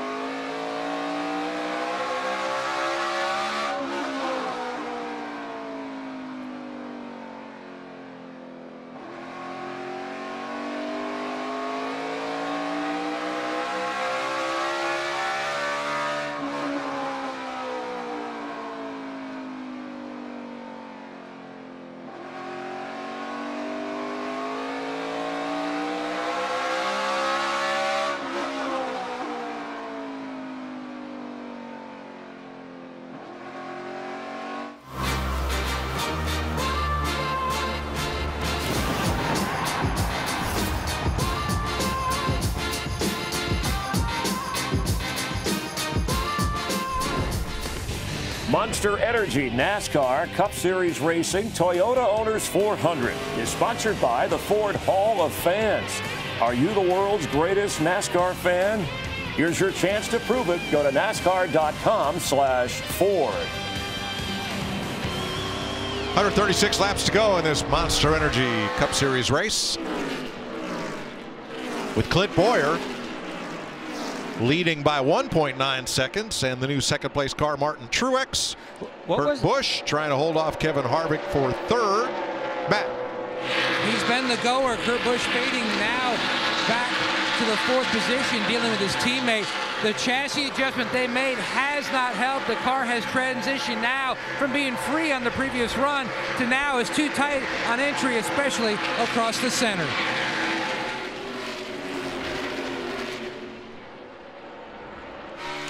Vince, how about his teammate, Clint Boyer?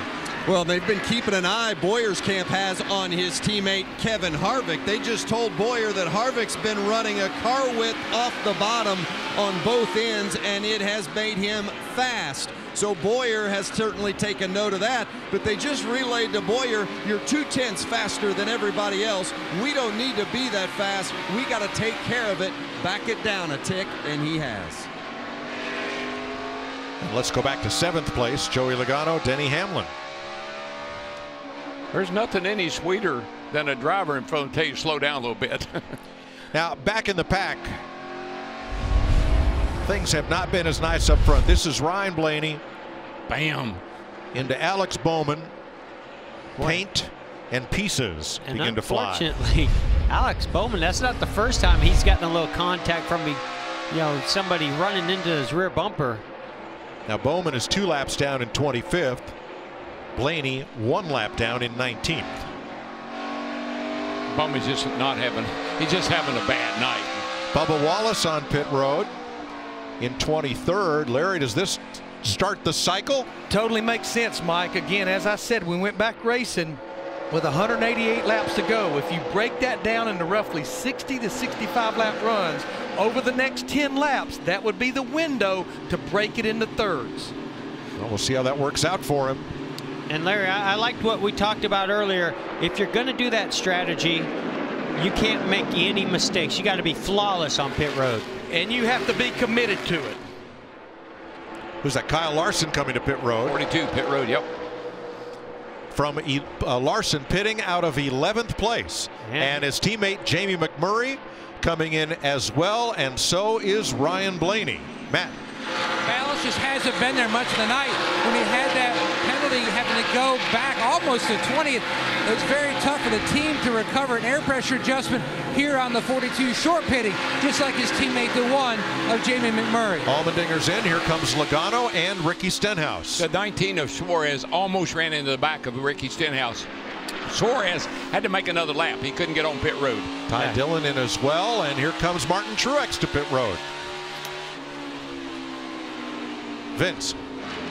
Well, for Truex, he said he really liked that adjustment the last time. He said it helped the car turn a little bit better. As for the 22 of Logano, 2 loose off during this run. They're going to make a change, air pressure adjustment to help Logano. And there's Truex in that 78 coming to his box. We told you he liked the adjustment they made last time, helped him turn a little bit better, gave him some additional speed.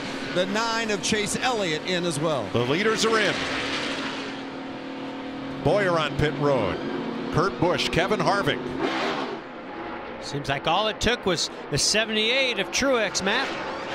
And the 19 of Daniel Suarez had to back up to get out of his pit box.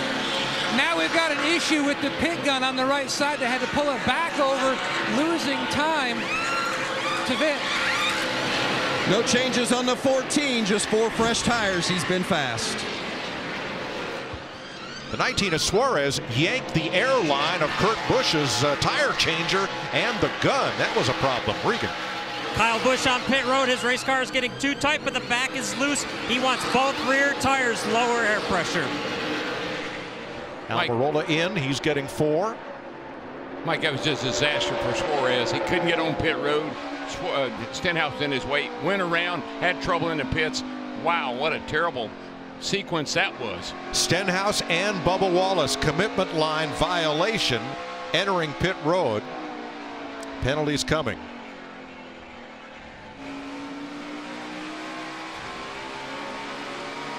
Denny Hamlin has assumed the lead, and now he comes to pit road along with Austin Dillon. Yeah, you just can't stay out there. Hamlin stayed out there a little longer than some of the others. Tires are so valuable. Paul Menard in as well. Matt? Hasn't been the night, hasn't been the weekend for Denny Hamlin in the 11 car. As you mentioned, he hit pit road as everything is cycling through. He was just too tight at the 2/3 mark of the corner. Just haven't been able to hit that sweet spot, not only tonight, but all weekend with this setup. David Reagan in.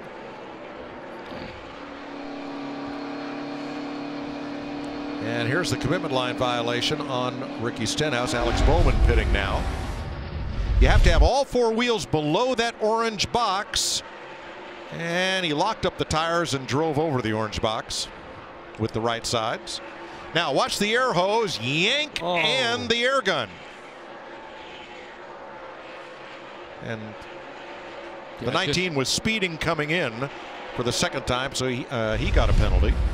It's a disastrous sequence of events for the 19 car. Well, and DW noticed, and I noticed when we were on pit road, these cars are on the ground. So when they go by, they could just, you know, they just pick things up, and that hose just happened to be there, and it just grabbed that hose and yanked it right out of that tire changer's hands. So Martin Truex, who was 1.3 seconds behind Clint Boyer prior to pitting, pitted 1 lap earlier than Boyer and now has the lead.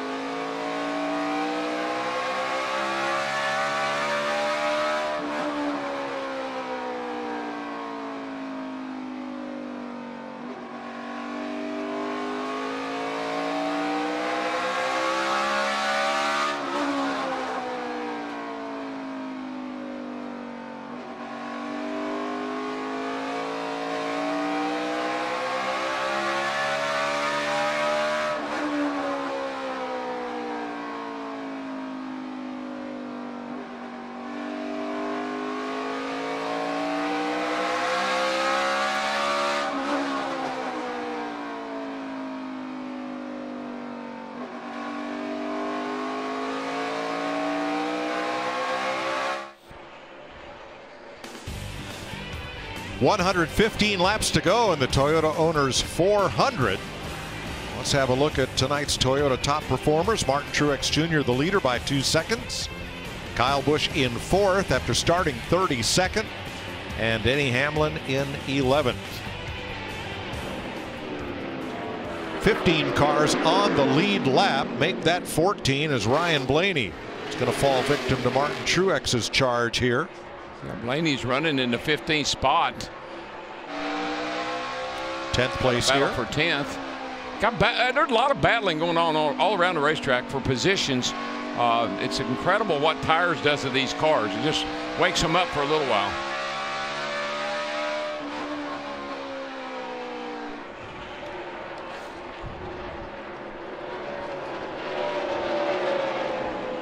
Larry McReynolds has our winning decisions, brought to you by McDonald's $1-2-3 menu. Well, Mike, I know we've only had 2 cautions for the 2 stage ends, but we still got a ways to go. And if you look at the last 10 Richmond spring races, the average of the last caution is with 28 laps to go. And actually, in those 28 laps to go, in 3 times in those 10 races, it's happened in the last 10 laps with 2 overtimes. Now, unlike last week, number of sets of tires, not a problem. We still have 6 sets of tires laying in the pits. Case point, these cautions start coming, 4 tires every time for that McDonald's winning decision. Larry, I'm going to bet you before the night's over they use them all. I'll just tell you, the last 100 laps of this race gets crazy. Business picks up, doesn't it, DW? Yes, sir. Let's hey, Mike, you know what we haven't done all night? We haven't cranked it up. Well, let's crank it up. Yeah.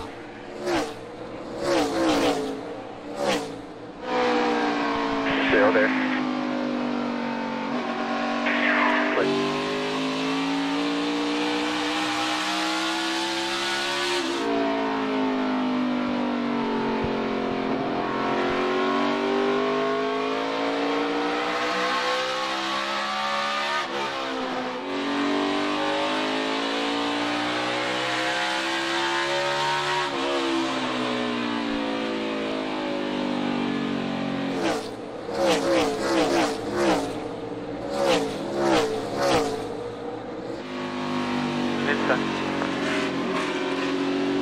Clear behind. 5 back 72.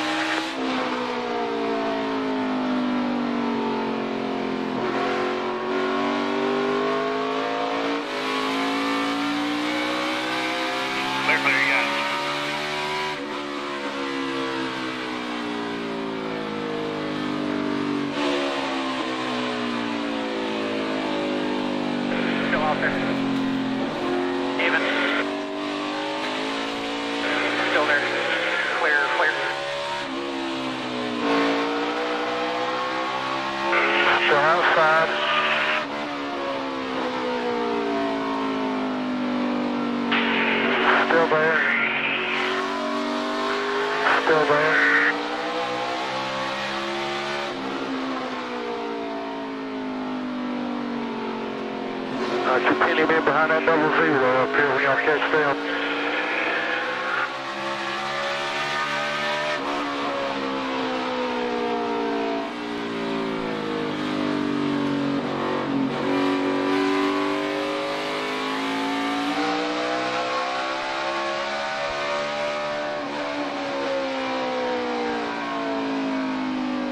Still there. There, leave it there. Clear, clear.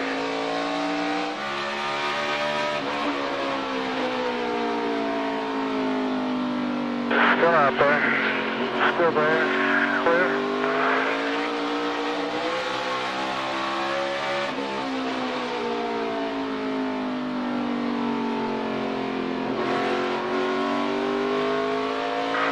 Alright, 2 back to the 14.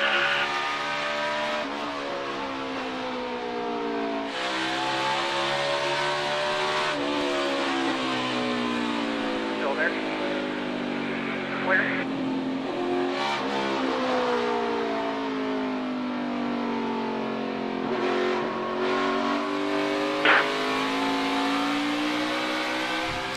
On the right, that's Ryan Newman. He's trying to get his lap back from race leader Martin Truex in the 78. And what's all that side-by-side racing done? It's brought Clint Boyer right back to the bumper of the leader. Yeah, and I think what Newman really did, I know he fought hard trying to stay on the lead lap, but I think when he saw Boyer had caught up with them, he knows that's a race for the lead. I think he may have let the 78 get clear. Yeah, that cost him, what, 1.3 seconds? Anytime something like that happened with me, not necessarily with Newman, but with any lap car, you always said, man, if you had raced that hard the entire run, you might not be going a lap down. I think, though, you have to I know Ryan Newman, I know you get aggravated. You get annoyed. Come on, man, give me a break. but he's trying to stay on the lead lap. Once he got lapped, I think it was, you know, here comes a 14, you can go ahead. Well, and at least to his credit, he's working pretty hard, keeping the 14 behind him too, so at least that's helping Truex get a little bit of that gap back. Truex lost 1.3 seconds racing with Newman. Jamie McMurray, the next car ahead, is now the last car on the lead lap in 13th place, the McDonald's car. And Mike, I'm not throwing Newman under the bus, but remember last week the 42 was leading the race, and 42 cut down in front of Newman. They made a little contact, so Newman is a hard pass. Anytime you catch him, you know you got your work cut out for you. Harvick right there in third. And Kyle Busch trying to equal Harvick's feat early in the season and win his third race in a row. Started 32nd tonight, has never won from this far back, and he's almost close enough to be in contention, 3.5 back. One cat right there you just don't ever count out. I was going to say, he's never out of contention. Don't count him out. You'd be making a big mistake. But I think the guy that everybody's watching is the 4 car.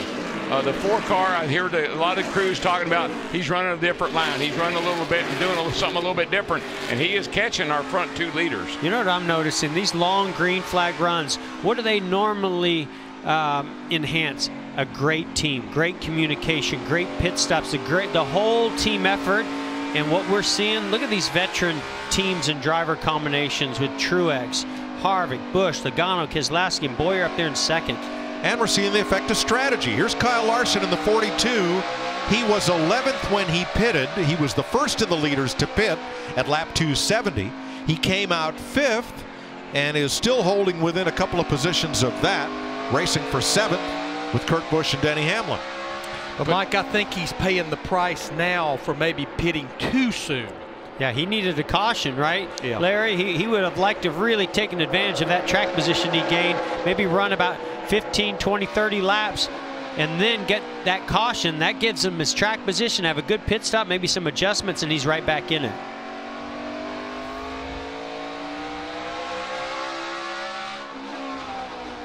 We're inside 100 laps to go. 94 left under the lights in Richmond. Short track Saturday night. Martin Truex Jr. out front.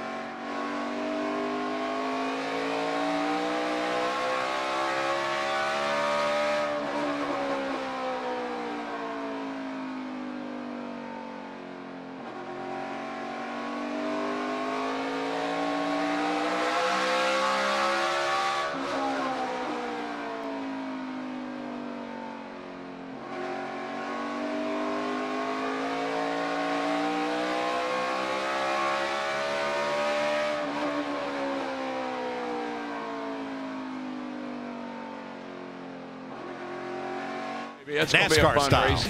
That'll be a draft. Pack racing.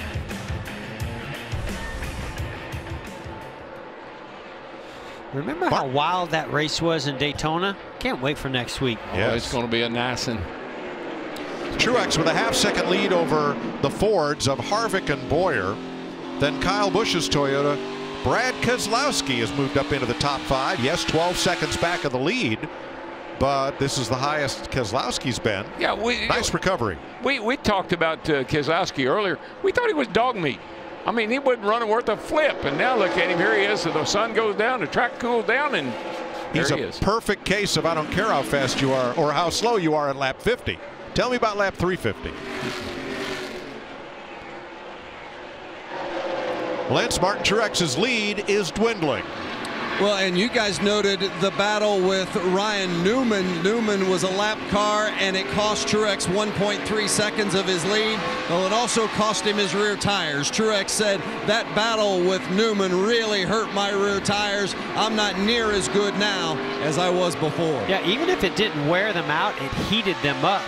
And once you get more heat in those rear tires, it almost never recovers. Yeah, and you're just trying so hard to, you know, you jump back in the throttle trying to get that advantage on Newman there, and it just really, like you said, it overworks the rear tires, and now he's paying the price. Well, here comes Harvick in the 4. We know him as the closer. Car in the wall, turn 1. That was Ricky Stenhouse. I think he just got up there. I don't know if he hit it or not. Yeah, he got some damage. Definitely got some big damage there. And tire down, maybe? No, I think he just got up the hill. Like no debris, no caution. I think he was wiggling it, trying to get those fenders clearance on the straightaway. Just went too deep into turn 1. The car slid up the hill and got against the wall. Yeah, I don't see any smoke from any tire rub, so he might get away with it. Stenhouse was and is 16th. Now back to Harvick. Before this stage started, he and his team talked about coming from behind. Good, coming from the back. Yeah, 10-4. About what, 3 or 4 weeks in a row? He's had some practice at it. He was getting good at it, I can tell you that. But Rodney Childers is so great, just calm and cool. What do you think, Larry? You know, we've had 4 uncontrolled tires. We've had pit road speeding. We've had commitment cone violations. Kevin Harvick had to throw in equipment. He's the only driver right now in the top 10 with 80 to go that has recovered to get to the top 10 after a penalty. I just think it speaks volumes to how good those Stewart-Haas cars are. The 4's running 2nd, 14 running 3rd, 41 running 8th. I mean, those all, and Amarola running 9th. They're all right there in the top 10. Yeah, Matt, what's happened to Kurt Busch? We documented with the video of his tire changer what took place on that stop with the gun being ripped out of his hands when Suarez left. Now, he had just finished talking to Ken Brett from Ortho Carolina Sports, looking at his hand. He has an injury. It's called gamekeeper's thumb injury. It's basically a ligament that is strained on that right thumb. You can see it with his hand. It definitely is a stinger. All looks good, though. He's been icing it up since that stop. He's ready for the next stop when that 41 hits pit road. Thanks, Matt. Here we go again. 3 cars under the blanket. Short track Saturday night for the lead.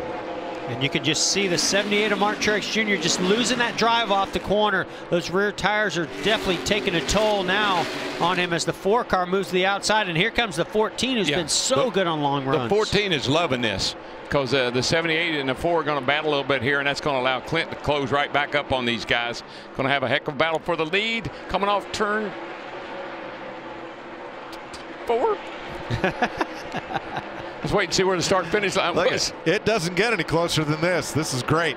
Yeah, and once he gets that outside lane, that's all the momentum's going to go to the 4 car of Harvick and the 14 of Boyer. Boy, we saw the 78 really step out.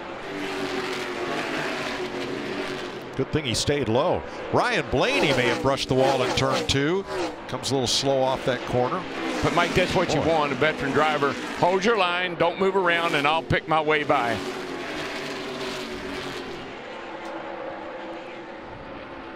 Let's take another look at that. That'll be our 5-hour energy big move of the race.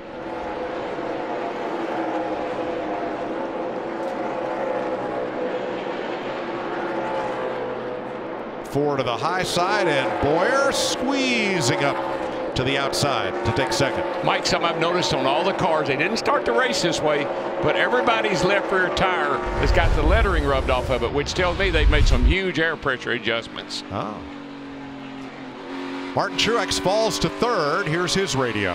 Emergency van. Yeah, 10-4. I know we ain't had the long run of them all night. We're just going to settle in. We got one more stop here. So, Larry, when will that stop come? Well, what I see right now, remember, everyone pitted around lap 270 to 275. If you go an additional 60 laps, that's going to be somewhere around 65 to 70 to go. That's going to be a critical time when you hit pit road, and you can't have a mistake. Hey, Larry, I wonder what Tony Stewart is telling Clint Boyer and Kevin Harvick right now, racing each other here for the lead. This is when the car owner doesn't say anything. Better back out of this fight. I think Boyer's a little bit better than Harvick the way it's looking. Boyer to the inside for the lead. I think you brought up a really good point, DW, about that left rear sidewall being real low on air pressure coming down as this race has gone on and getting more rear grip. I wouldn't be surprised if you see that same thing happen to the left rear of the 78. Kurt Busch and Almirola are on pit road. Ryan Blaney's back in. They had an uncontrolled tire on his stop. And Austin Dillon is in, and Suarez as well. Matt. And Coleman Dollar had a new impact gun. They were swapped out due to that issue with it being pulled out of his hands right where the fitting was. An air pressure adjustment on the 41. Let's go to Regan with his teammate.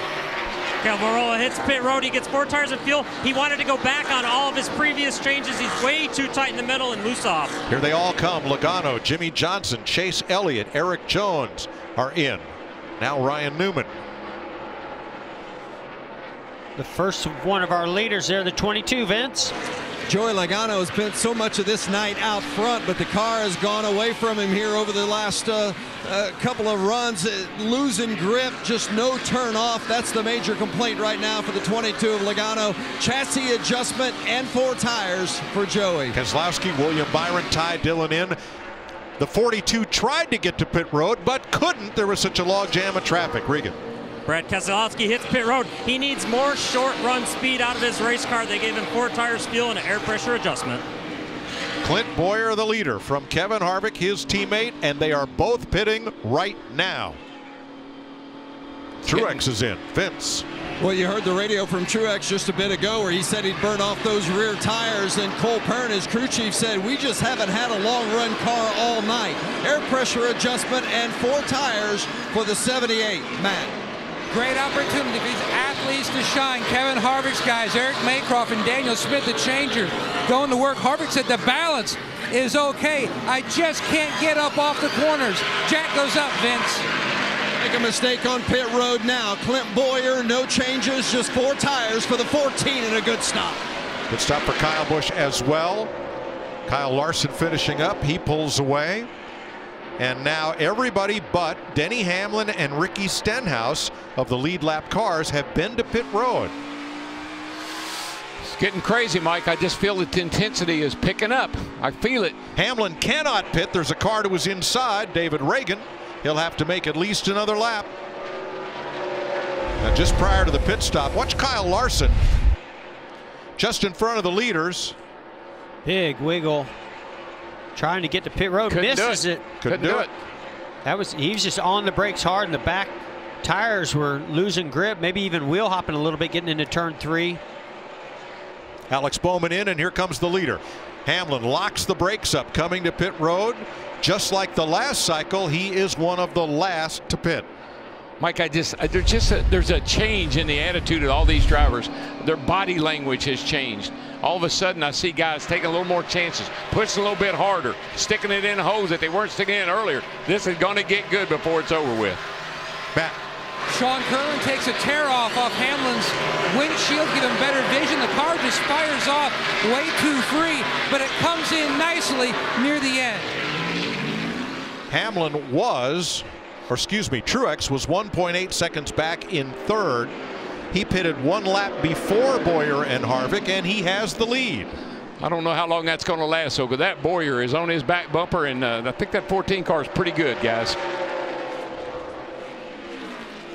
Yeah, I don't think I'd want to have one less lap or one more lap on my tires if I'm Mark Truex Jr. than the 14. I want about 10 laps less on my tires to go battle with him on the long runs. Yeah, I think the 14's racing two people. He's racing 78 trying to get the lead. He also is racing the 4 car right behind him trying to stay ahead of him. That's going to be the battle, I think, between the 14 and the 4. And did the 78 of Mark Truex Jr. Cole Pearn make the right adjustments, air pressure wise, and any other adjustments to maybe help that 78 car on these long runs? Well, yeah, but you heard him say we haven't had a good long run car all night. We really don't have that far to go. We're down to what, 60 laps to go here? 63 to go. Sorry about that. You got to wonder what Ricky Stenhouse and his team are thinking. The first 2 stages, Larry, Stenhouse short pitted, short pitted, and that set the stage for stage 2. Now this time in stage 3, they've got him out on a long run, and Stenhouse is riding it out when everybody else has been to pit road. Yeah, he's just losing so much ground. Again, I know I questioned it when they did it in stage 1. I highly question what they're doing here right now. I know they're probably going to try to ride it out to try to stay on the lead lap, hopefully catch the caution. He's 25 seconds back, or excuse me, he is 19 seconds back, but 12th of 13 cars on the lead lap. Well, here goes Stenhouse now at the line, and here comes the leaders at the line now, so he's not too far ahead of them. All right, we'll go side by side with 60 to go.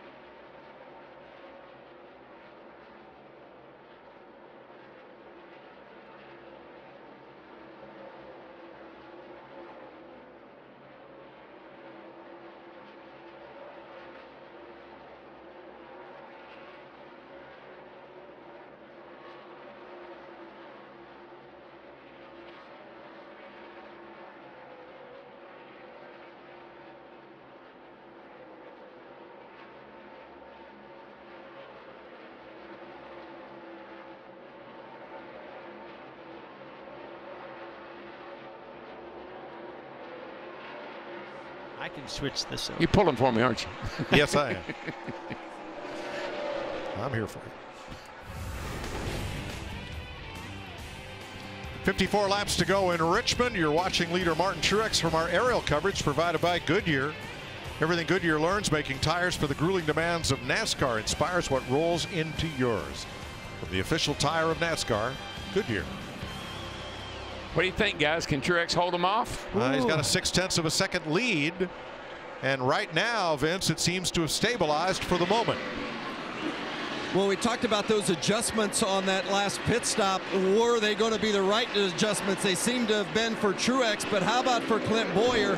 He said his car has fired off much looser this time around. His spotter, Brett Griffin, told him, hang tight, it'll come to you, and it seems to be doing just that. Regan?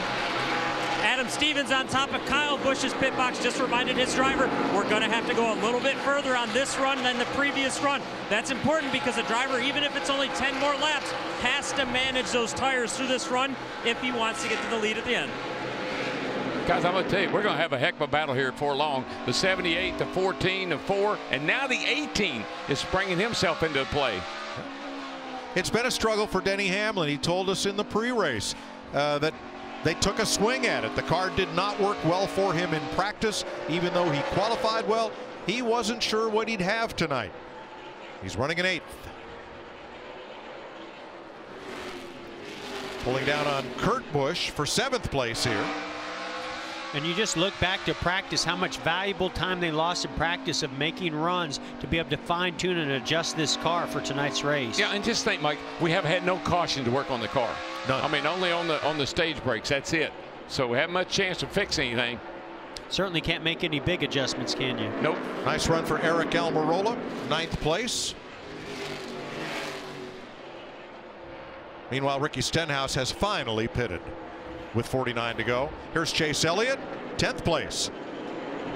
He and teammate William Byron are the last 2 cars on the lead lap. Remember, Byron had a penalty on his last pit stop. He had been in the top 5 up until that point. But a really nice night for both those kids. I mean, Byron, nice job. He's 11th, Elliott's 10th. Good job for both those guys tonight.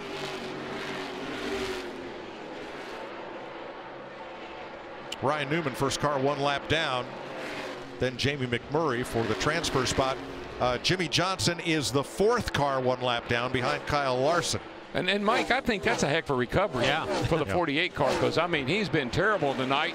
Oh, trouble, turn 4. Spinning. Oh. And collecting. That is Ryan Blaney and Ricky Stenhouse. Whoa. Almost got Keselowski. Everybody made it through barely. Those 2 Penske cars just squeaked right through there. And we have the first caution flag for contact. The 12 spinning and collecting Stenhouse. The 72 of Cole Witt also involved. See, Mike, I'm not sure. I know the 17 just came out of the pits. He's got new tires on. He may have been so much faster that he ran up on the back of that 72 and nowhere to go. Well, I think the 12, he almost saved it. And then the 17 went on by and they clipped him. Made contact. Yeah. Yep. Blaney's come to pit road with a good bit of damage. Let's see what transpires here. Oh yeah. Oh, yeah. I think the 12 of Blaney was passing the 72, and the 17 had so much more speed, like you said, DW, and he just drove in there thinking he could maybe make that pass. And then the 12 really saves it, just comes down and clips Stenhouse. Keselowski threads the needle. Wow, that was between close. Stenhouse and the wall. Caution, back it down, watch the bottom, watch 17. Sorry, I couldn't slow down anymore, I started locking up. I don't know what you did, but you did well. I'd say Stenhouse did a heck of a job that of right staying there, out of the wall. Woo! You know that Keselowski thought, it's over. Which is what happened to Blaney last week at Bristol when he was leading the race. Yeah. The car spun in front of him, got squeezed into the wall, and nowhere to go. Nowhere to go. All right, boys. 45 laps to go. It's going to get good. From Jamie McMurray. There it goes. Stand behind you. So 1 caution flag for contact. That ties the record for least caution flags in a cup race here. Pit road is open. Martin Truex is going to lead the lead lap cars in. Regan? Kyle Busch heads down pit road. He wanted that run to go green right there. He was extremely happy with his race car. They're going to give him a Gatorade and no changes to that car except maybe a little bit of tape on the grill. Matt? And Kevin Harvick pulling into his box. They're going to try to get a small piece of tape off the grill if they can, but they don't want to slow down to stop any. Harvick said the last 3 runs, the car just has not gotten any better, but still drive off, not good. Big discussion in the 14 between crew chief Mike Boyeravich and Clint Boyer as to whether or not they should go back on a previous adjustment. Fired off much too loose this time. A slight wedge adjustment for the 14. No changes for the 78 of Truex. Looks like Boyer's going to give up a couple of spots here. Harvick and Kyle Busch pass him in the pit lane. I think they made a slight adjustment on the 14, slowed that stop down just enough that he lost a couple of spots. Yeah, but Boyer's going to have that outside lane on the restart.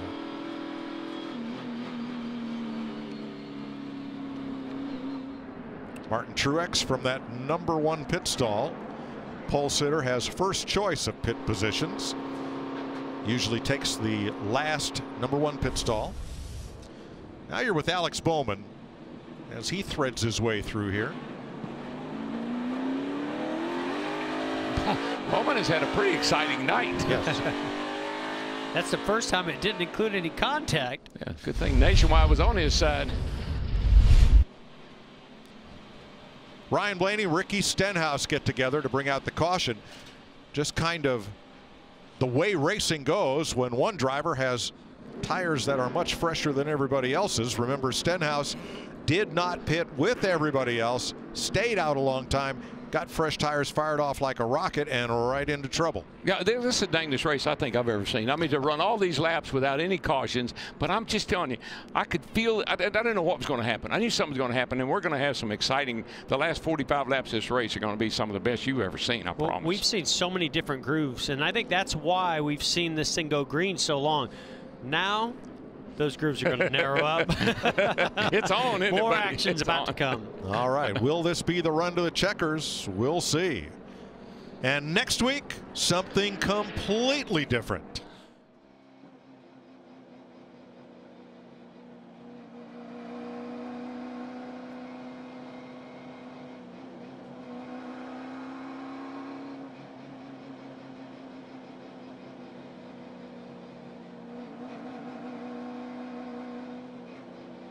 World's fastest speedway, those freight train drafts.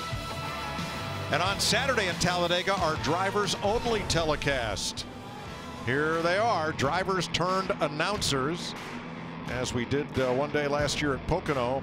This time they get to tackle Talladega. There'll be some fast talkers among that group. They will have to be. And then me and Darryl are going to go down in the production truck and throw them a few curveballs. Yeah, we're going to do a little directing. Oh, goodness. Uh-oh, no, well, maybe we'll do some producing. No, since, okay. Since you take direction so well, yeah, I just can't wait to see how that Thanks, turns brother. out. All right, Martin Truex has never won a cup race on a short track. He is your race leader. Kevin Harvick in second, looking for his 4th win in 2018. Kyle Busch in third, trying to make it 3 in a row. You don't have to bet on him, but I wouldn't bet against him. Clint Boyer going for his 2nd short track win of the season. And 5th, Joey Logano. It has been a year since Joey got to hoist the trophy at the end of one of these cup races. Now, these are all wave arounds, drivers that chose not to pit under this caution flag to get a lap back. They include Stenhouse, still on those pretty fresh tires. And Mike, this is the best of the best. Truex, Harvick, Kyle Busch, Boyer, Logano, Keselowski, Hamlin, and then you got Elliott and Byron there in 8th and 9th. But I think no more saving tires. Now, I mean, there's still 40 laps to go, but track position, and watch the intensity level of how much further they drive into the corners, how that increases on this restart. Larry. Those wave around drivers, they have to get a caution quickly because most of them have 30 laps on their tires, so they're banking on a caution coming quickly. They don't care. That's their best and only shot, Larry. Absolutely. Right. Absolutely. Hey, Mike, no more Mr. Nice Guy, okay? We're going racing. We're going to run 40 laps here like it's qualifying. Green flag. I wasn't talking about you. I mean, talking about those guys. I know. Boy, great jump by Truex. That whole inside lane.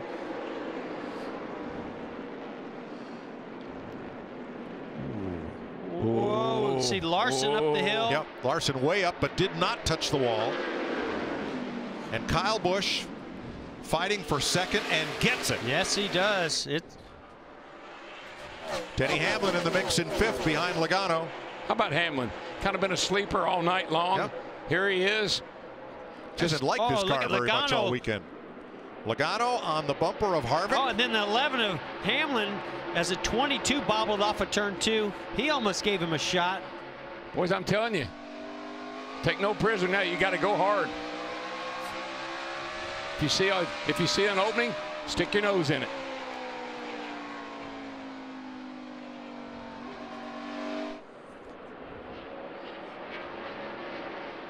Keselowski to the back bumper of Byron right here, as along with teammate Chase Elliott. Chase is trying to help him out. Get down that back straightaway. Now he's going to take it 3 wide. Look at this. That's not help. Oh my gosh. That was definitely not help. I told you if there's an opening, you got to stick your nose in there, and they're listening, buddy.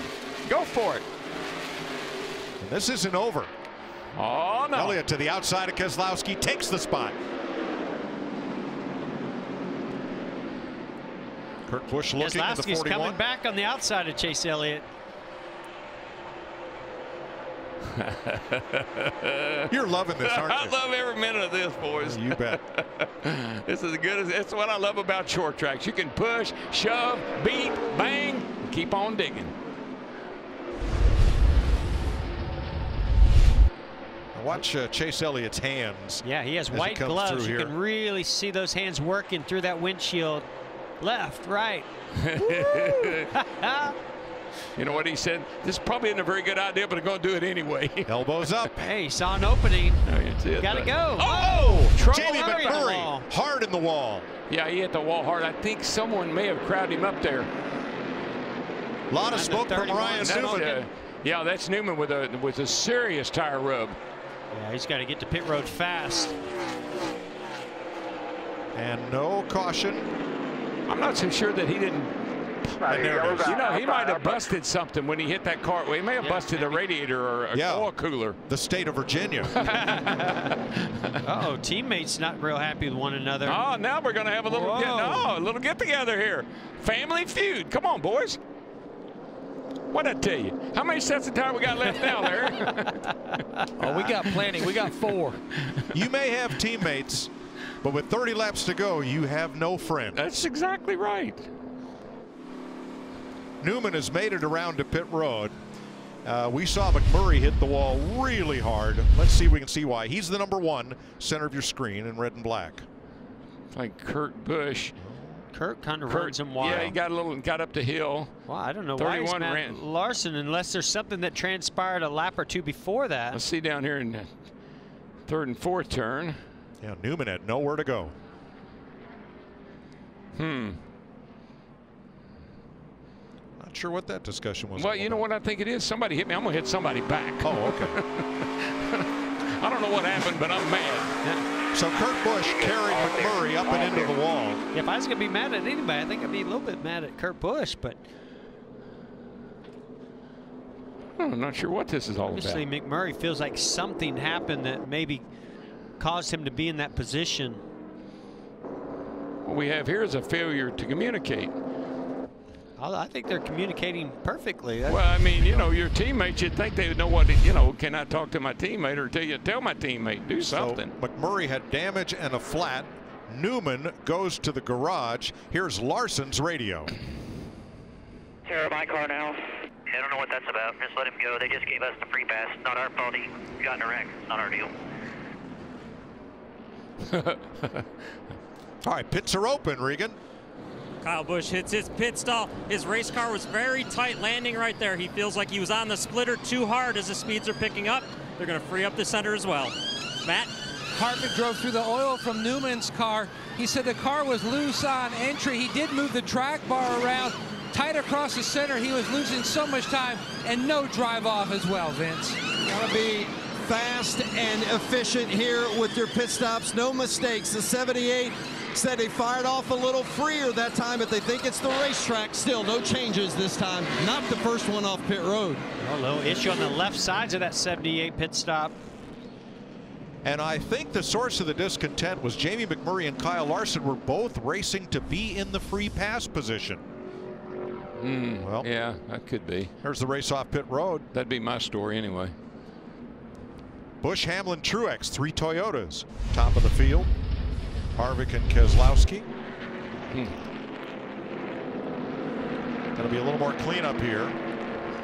Mike, that really paid dividends for those wave around guys like Jimmie Johnson, Daniel Suarez, Erik Jones. They're back on the lead lap, and they got 4 fresh tires right there.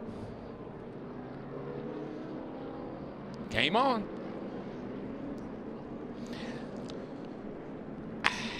All right, while they clean things up, let's go to Chris and Michael for highlights. All right, thank you, Mike. A quick recap. Kyle Busch, remember, going for his third straight, started 32nd, moved all the way up inside the top 10 in just 34 laps. That's when it was daylight, and then pit road problems. Yeah, we've seen a lot of problems down on pit road, uncontrolled tires, and in this case, they're throwing equipment across the wall. The equipment actually catches a guy. That's in a rough spot there. Ouch. Penalty there. And then Kurt Busch. He swore his tires were spinning. He grabbed his air wrench and yanked it down pit road, causing problems for Busch. Kurt Busch has led 98 laps in this race. Martin Truex Jr. and Clint Boyer battling back and forth, and this creates here a 3-car wreck. Watch all the action that goes on here. Greg Alding barely slips by. Brad Keselowski right next to the wall nearly hits Stenhouse. Gets away without any damage. What a maneuver against the wall. And then moments ago, it's funny, we were listening, Jamie McMurray said, did he cause that, meaning Ryan Newman? And on the radio, the transmission said, no, we think it was the 41. Definitely, Kurt Busch just ran Jamie up into the wall. I don't know what his problem was with the 42, his teammate, but obviously he wasn't happy. You could see some after caution extracurricular activity. And we haven't seen a lot of that in Richmond, but this is the place that causes that. But we've seen some great racing, Chris. It's been so fun watching these guys battle side by side. A lot of intensity, and it just keeps ratcheting up. All right, some people find it a hairy experience when you come to a track like this, and in the race summary, you see the leaders, the caution. We only have 28 to go. One of the stories here, Martin Truex Jr., who has led the most laps, the defending champ, 0 for 74 in short track races in his career, led the most laps tonight. He's passed 1,000 laps led on short tracks in his career. We know how disappointed Joe Gibbs has been with the air guns, and he's made a lot of static about that. But what about that pit stop for the Gibbs teams?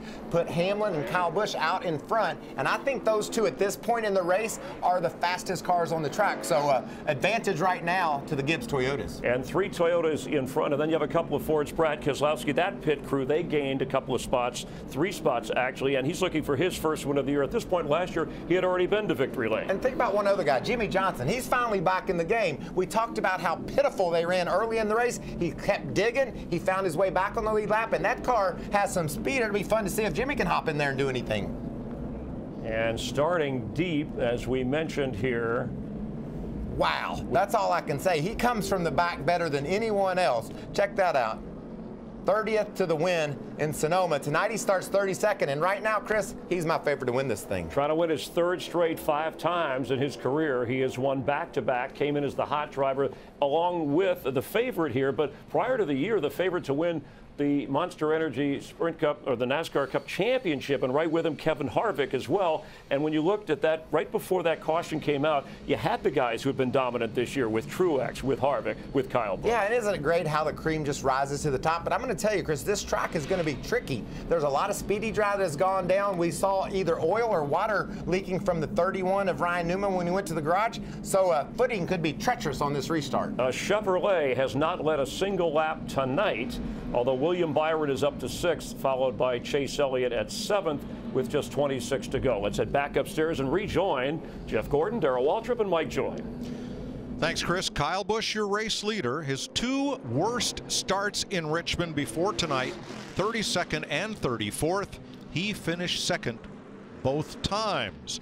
Now, to 45 Cup wins, where Kyle Busch sits right now, he is one of the youngest in NASCAR to achieve that. Here's the list. Jeff Gordon first. He was the youngest to do most everything in NASCAR, at least for a while. Richard Petty, 2nd youngest to reach that mark, and then 2-time champion and Hall of Famer Ned Jarrett. 2-time champion Hall of Famer Herb Thomas. And Kyle Busch, among the youngest to get to 45 victories. So, Mike, you polled the drivers, and what do they say? Who are the 2 best short track racers? Kyle Busch. Denny Hamlin. Okay. Where are they? 1, 2. So, I guess we can decide after this race. Well, we're going to find out that teammate thing or friend thing is out the window right now, too, because you're going to have to be up on the wheel getting after it right now if you're going to win this race. Well, think back to 2016. Kyle Busch was leading, and he got moved out of the way for the win by his then teammate, Carl Edwards. Yeah, on the last lap, coming off turn 4. So I think Kyle Busch's cars, I mean, we know Hamlin has struggled with his car earlier on the Friday. They didn't have a car they were happy with. They've thrown a lot of things at it tonight. Just the fact that he's up there and challenging for this win is pretty impressive. And this, hey, watch this. Yep, 2 years ago here. Hey, this was a day race. We saw Kyle Busch do the bump and run on Kyle Larson last week. That was a bump and run. That was more than a bump by Carl Edwards. That was a bump and a backflip.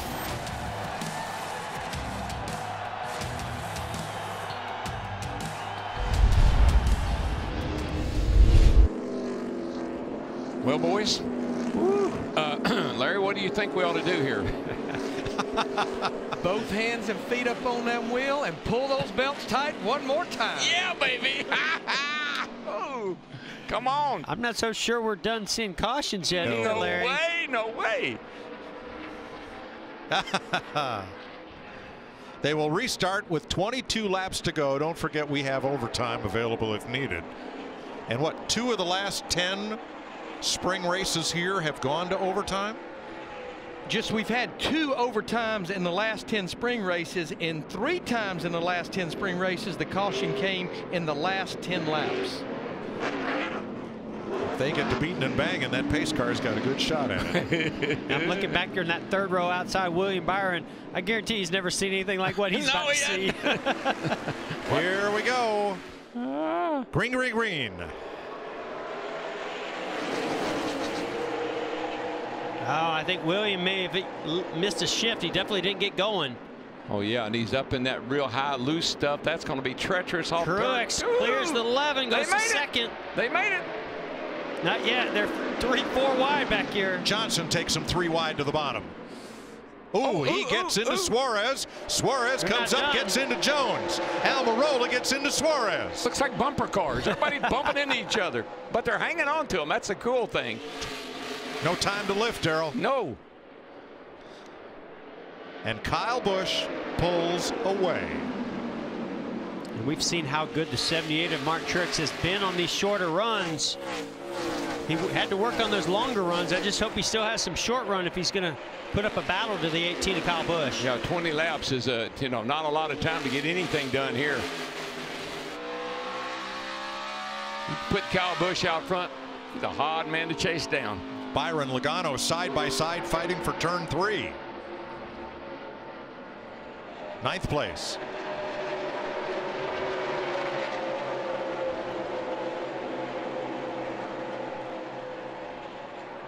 Let's go back to that 4 wide for a second as this sorts out here. Watch this, 3 wide in the middle of the corner. And here's Suarez. I think Jimmie Johnson gets into Suarez, scoots him up the hill. He gets into the 20. He comes down, hits the 48. 48 hits the 10. You can't leave an inch right now. Somebody will take it. Woohoo! Truex is catching the leader. He took 3 car lengths from Kyle Busch going down into the corner. Kyle got off turn 2 a little better. Martin closes entering. Kyle pulls away a little on exit. Yeah. 22:44 to 22:46, pretty close to the same amount of time. That time by 22:62 to a 58. So not a lot of difference in lap time. Here comes the closer, Harvick, to 4th. He's going to have about the whole back straightaway to make up in a pretty short period of time. 17 to go, 16 this time. About 4 of our top 5 made their fastest lap about 2 laps ago in this entire race. Yeah, 22:42. That's fast. Night time is the right time. Picking them up, putting them down.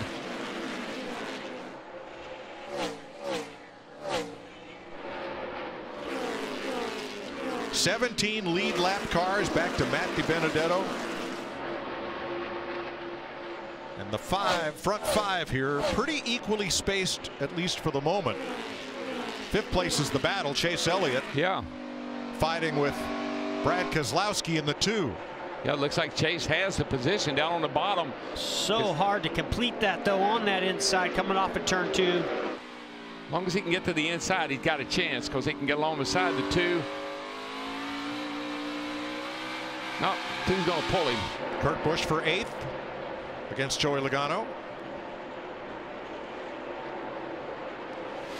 Little nudge Little bump and run trying to happen between the 9 and the 2. Oh, here we go. There's Boyer right behind those two saying, come on, boys, make a little contact, make me some room, let me get by. Or let me take you 3 wide. Just thinking about it. He will do it if he has to. He's looking. He's there.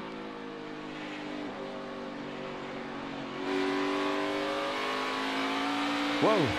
Some tight racing right there, guys. 12 to go. Truex took about 3 100ths from Kyle Busch on that last lap. Kyle was a little quicker this time.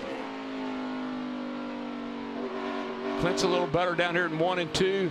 I think Chase a little better in 3 and 4. Right now, the 2 cars looking in the mirror saying, y'all race each other hard. Come on, boys. I'm pulling for you.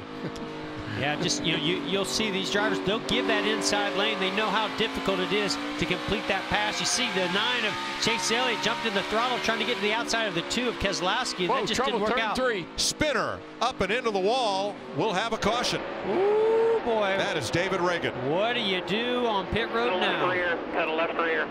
Reagan was on the lead lap, running in 15th when he spun up into the wall. This is going to be interesting right here.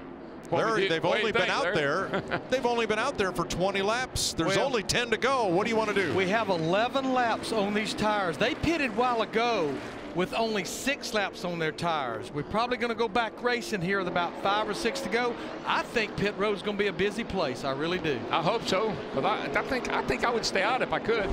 Kyle Larson gets the free pass again. And there's what happens to David Reagan. Cuts down a tire, I believe, left rear. Yep. In Calamity Corner and spins into the wall. Oh, this is going to be interesting. 16 cars on the lead lap. Here's the money stop. Here they come. Well, Truex has got to take advantage of that #1 pit stall. Regan. Kyle Busch coming down pit road. He hits his pit box right now. His race car that run was a little bit free and lacked a little bit of drive off, but he wants to stay a little bit free in case he gets caught in traffic. Matt? And Denny Hamlin, the upper right. What a recovery this team has made. Really out to lunch on Friday, turned it around on Saturday. Meanwhile, the 4-car of Harvick loose everywhere, Vince. The 78 of Martin Truex Jr. said, I liked it that time. It's going to be no changes, just 4 tires for Truex. They like this #1 pit stall. They think it's going to be an advantage, but still, they're struggling, and it's going to be a slow stop for the 78. That ended his night. That hurts for Martin Truex. He comes out 9th. Yep. Wow. What do you say? I don't know, but definitely have a meeting about this. A lot of smoke from Daniel Suarez's car, and Kyle Larson will get the free pass, get back on the lead lap here. We'll look down in the lower left. Martin Truex's stop was 4 seconds slower than that of the leader. Mike had all types of trouble on the left side, especially with the jack. You're going to see it right here. Right side was a pretty good stop, but watch him jack the car up. He goes in right there. See, he has to jack the car back up. He didn't have it off the ground, and that was the difference right there. That's a killer, man. Boy, hard to believe that's 4 seconds, but it didn't take much. No. And look at those faces. You're talking about faces that are dejected. They were this close to getting Martin Truex his first short track cup win. And to me, they didn't need to have a blinding fast stop. They've got the advantage coming out of the pits with that #1 pit, so they just needed to have a solid stop. A lot of wave arounds led by Casey Kane, Trevor Bayne, Jamie McMurray. A whole bunch of them. Uncontrolled tire for Paul Menard. Yeah, the 21 car. Well, didn't we just see this restart a second ago? 18-11 on the front row, the 4 and the 22. Yeah, baby. Shake them boots. Do the boot scoop. And he looks up at the monitor, and there he is. Woo. Hey, turn around. Hey, there's the camera. I'm on TV. Go, boys, go. 2 Toyotas ahead of 2 Fords, a Chevy and a Ford. So it's Kyle Busch and Hamlin on the front row, Harvick and Logano row 2, Elliott and Keselowski row 3. Boyer and Byron, Jimmie Johnson, Erik Jones, the 5th row. Then Truex back in 11th with Kurt Busch, Almirola and Suarez, Dillon, DiBenedetto, and here we go. 6 laps to go, green flag. Oh, Logano doesn't get a good start. Look at 3 wide, 9 of Chase Elliott going to the inside of Harvick. Ooh, baby. 7 second places for Chase Elliott, looking for his first win. Oh, that's here he not gonna comes. work. It's looking a little dirty over there. Chase Elliott is making an incredible move out on the inside of the 4 car. Can he make it Hamlin, stick? Elliott, Harvick. Harvick coming back aggressively to the outside of the 9. 5 to go. The only guy that's enjoying this is the guy leading right now. And he's looking back saying, y'all just go right on and have yourself a ball. It's all in his mirror.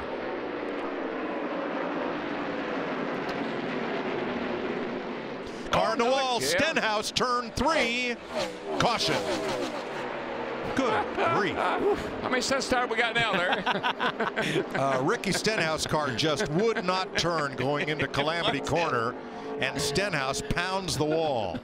That is Samantha Busch. Will this have... First, we thought this race was going to be over before supper time ended. I knew it was way too calm for those first 2 stages. Folks like Samantha Busch are going, will this ever end? I'm telling you. Oh. Trevor Bayne gets the free pass. All right, Larry, they all came down pit road. What are you thinking now, crew chief? Yeah, we only ran 2 laps right there, and now we're getting more and more drivers back on the lead lap. I'm going to say the front half absolutely stays. You're probably going to see some guys in the back part. Why not? Still got 2 more sets of tires laid in the pits. Come on and get 4 more. Yeah, I agree with you, Larry. I think we've got to be at the point where track position trumps tires. With this few laps to go. We went from about 12 drivers on the lead lap, and now we got half the field back on the lead lap. That's right, with the wave around. Just saw a shot of Kenny Francis there, and I tell you, he's got to be thrilled with the way Chase Elliott is driven tonight. Great calls in the pits, good pit stops. Yep. Not a bad replacement to have as a crew chief, Heck, Kenny no. Francis. I think we may have a tire rub on William Byron's car, the 24. Yeah, I saw the right side of his car. I don't know where he got into something, but he did. He does have some right side damage. Oh, yeah, he's definitely going to have to come in and fix that. Nah, not for 3 laps. How about Kevin Harvick in 4th place? Let's listen in on the closer's radio. Did you hit me again? Yeah, on a brake check, I think you did. There wasn't no brake check. Somebody hit me in the middle of turn 1 and 2. Oh, that was 22 for sure. I thought you meant right there, Kevin. See what this is what he's talking about here. He said somebody hit him. Oh, yeah. Yeah, I think it was a 22. I don't know if the 22 got a little bump from the 14 of Boyer, and then that turned him sideways, and he collected the 4. A bad night heads for worse for Martin Truex. Everything was going so well. Yep. So we go to NASCAR's version of overtime. Green, then white, then checker. It's a 2-lap shootout. If the leader takes the white flag under green, then the next flag, yellow or checker, effectively ends the race. Well, if the yellow comes out before the white flag, which is entirely possible here, we'll try it again. This is going to be borderline, okay? And again. And again. Now, Ricky Stenhouse brought out the caution, but apparently that did not do a lot of damage to his car. He's still running.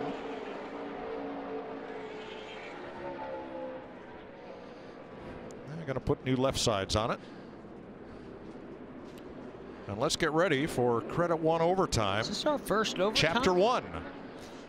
Well, this is going to be. Has been. It's going to be pretty good here. The restart is so critical, and I tell you, that 9 car, that car is fast, and nobody in that front half dozen is hungrier for a win than Chase Elliott. And man, he's in a good position on the inside, right behind the leader here.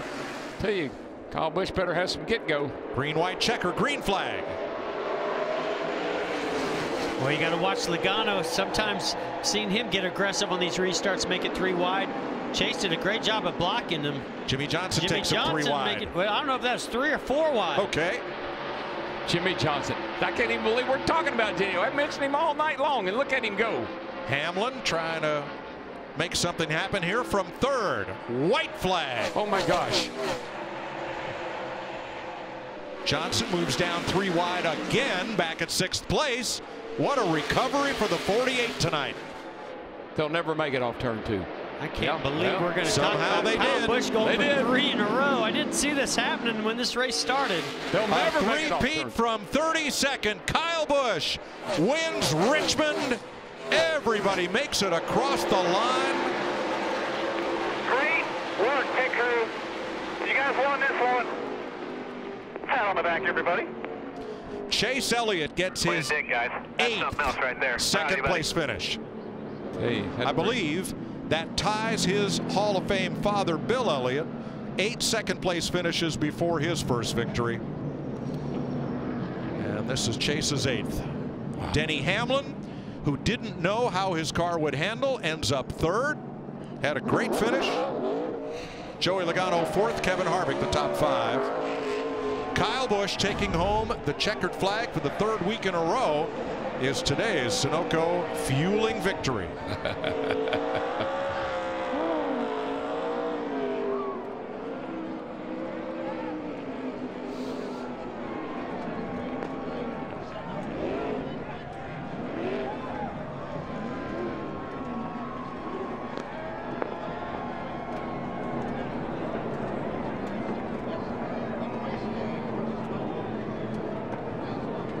Typical short track Saturday night. One driver will leave here happy. Yeah. This one. Adam Stevens. I don't know, Good Mike. job. There might be several guys that finish back. Jimmie Johnson got to leave here ecstatic. What a Finish comeback 6th. for Johnson to 6th. Yes. Yeah, great. What was it we said about Kyle Busch not winning from worse than 30th? Change Well, that. You got to be careful telling him this kind of stats. Yep, 32nd. He captures the flag. And now for his signature bow. Thank you very much. I'm going to the house. And if you notice, the cheers are beginning to outnumber the boos when Kyle Busch scores a win. Look at this. He's going to go celebrate with the All fans. right. Good man. I think there's a lot of M&M fans out there too. A lot of kids. Great gesture. Proud of you, buddy. Well, he proved tonight he may just be the best short tracker out there. And guess what? I mean, he's coming close to 50 wins now. I think when you get to the 50 win category, that's big.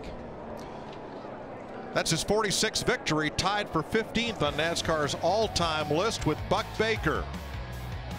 3 wins and 9 starts this year for Kyle Busch.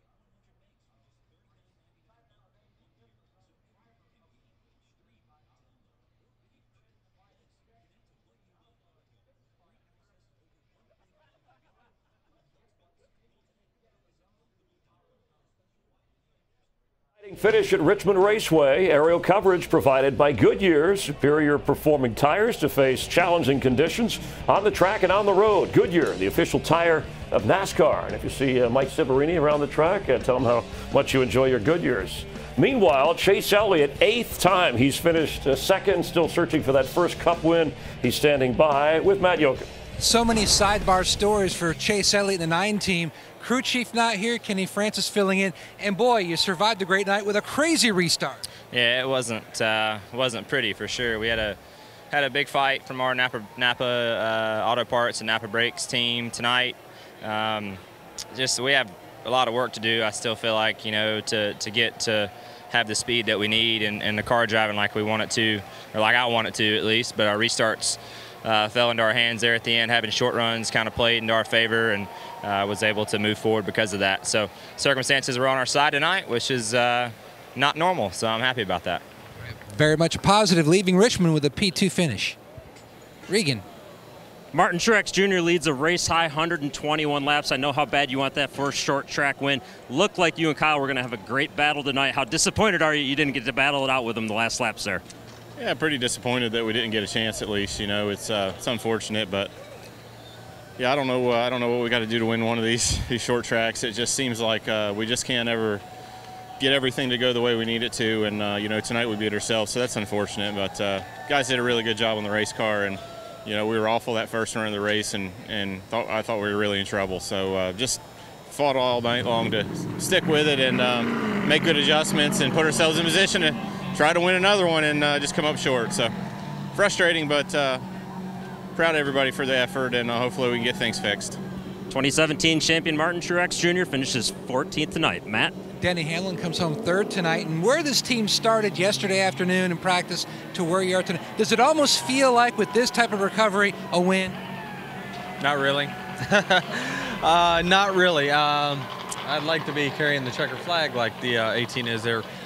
But you guys were almost out to lunch, you felt like, yesterday. We couldn't make a lap. I mean, we honestly couldn't make a lap on Friday without, you know, sliding up towards the wall. So we definitely made it better. I would say at the beginning, the first half of the race, we didn't make it better. It was still really bad. But we made some adjustments and made our car quite a bit better. Got some track position there with some good pit stops. And, you know, our car was extremely good in the long run the second half of the race. And that kind of got us back in contention. And, you know, we just needed 600-mile race. Thanks, Denny. Kyle Busch came in with a sizable lead, so really we're a quarter through, right? 9th race of the 36-race season.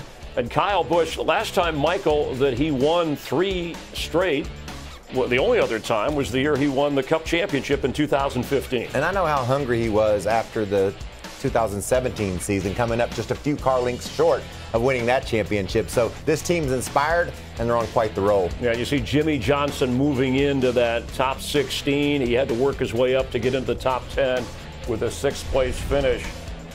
But Kyle Busch, 32 years old, in the 32nd spot starting. No driver has ever won this race from that far back, making history. And Vince is there for the celebration. Richmond is his playground. 5 times in victory lane at this racetrack for Kyle Busch. You came from 32nd to 1st to do it. How? You just got to work, man. All these guys, everybody on this whole M&M's Camry team, they do a great job for me. I can't say enough about Adam Stevens and my guys. The pit crew tonight, they won this race for us. They got us off pit road first those last 2 times that we came down for tires, and got us where we needed to be. So in case anybody's wondering why the car is so many different colors this week, it's for the M&M's flavor vote. So anybody can go and vote for their favorite flavor of M&M's, whether it's mint, espresso, or raspberry. And then those flavors will be in stores this summer. It's a pretty cool deal that M&M's does every year, and gets new flavors out to the market. But can't say enough about this Toyota Camry. It was just awesome today, out front all day long. And want to thank DVX Sunglasses, Ream, Interstate Batteries, Cessna, NOS Energy Drink, and all the fans, man. This is really cool for as good as the crowd was tonight. Really cool out here in Richmond. It was a little chilly, but otherwise it was a fantastic evening. So hopefully everybody enjoyed that one. Really cool that you've won 3 in a row, too. What's that mean? It's definitely cool. We won 3 in a row. We did it a couple of years ago, and now I don't know if you can shoot for 4 in a row. It's hard to go to Talladega with that much of a winning streak and think that you can go to victory lane, but we're going to go there anyway and give it a shot. So we'll see what we can do. Our guys are amazing. They're awesome every week, and love racing with these guys and Joe Gibbs Racing. Everybody at TRD, Costa Mesa, appreciate you guys. I think this is the first Toyota to win the Toyota Owners 400, if I'm not mistaken, but if I am, congratulations to the last guy, but I'm pretty happy to be here tonight. Yeah, the wheelman's pretty good too. Congratulations. Well done. And he has won at Talladega. Kyle Busch has never won 4 in a row, but we see history in the first 9 races. We've never had 2 drivers win 3 in a row in the first 9 races. And that's one, of course, Kevin Harvick won 3 in a row earlier. Now Kyle Busch with 3 in a row. And we'll have more live from Richmond Raceway. We're glad you're watching NASCAR on Fox.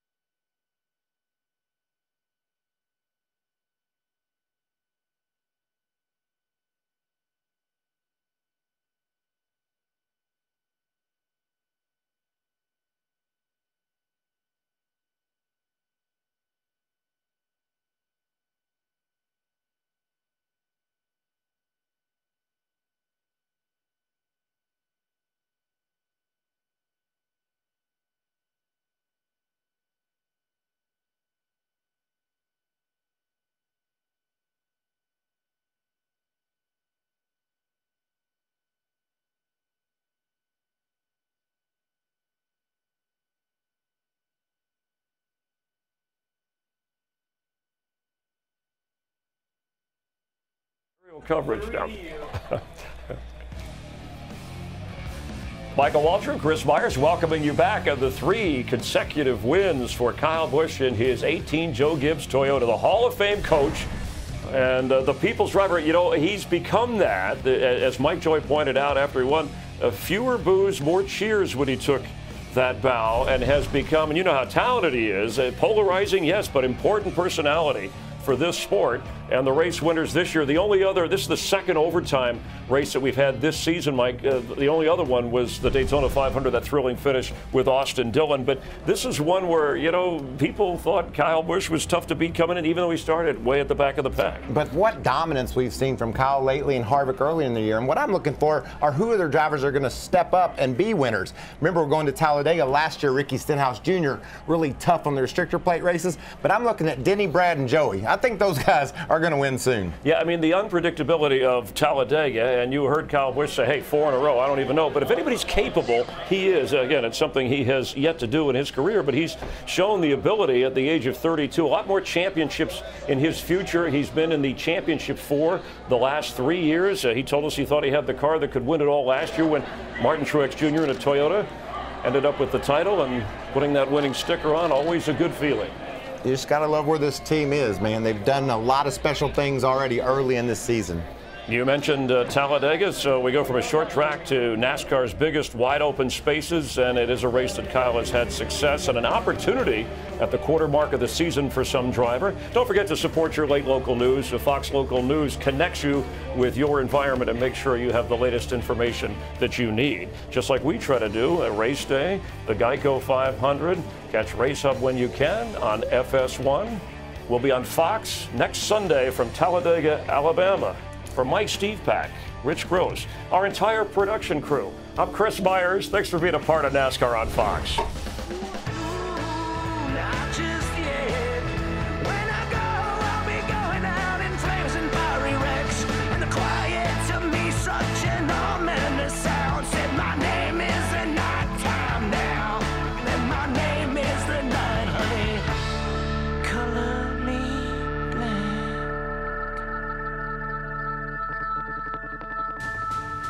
This copyrighted telecast may not be reproduced, retransmitted, or used in any form without the authorized written consent of NASCAR Broadcasting. NASCAR would like to thank all of our fans for your support, and we hope you enjoyed today's broadcast.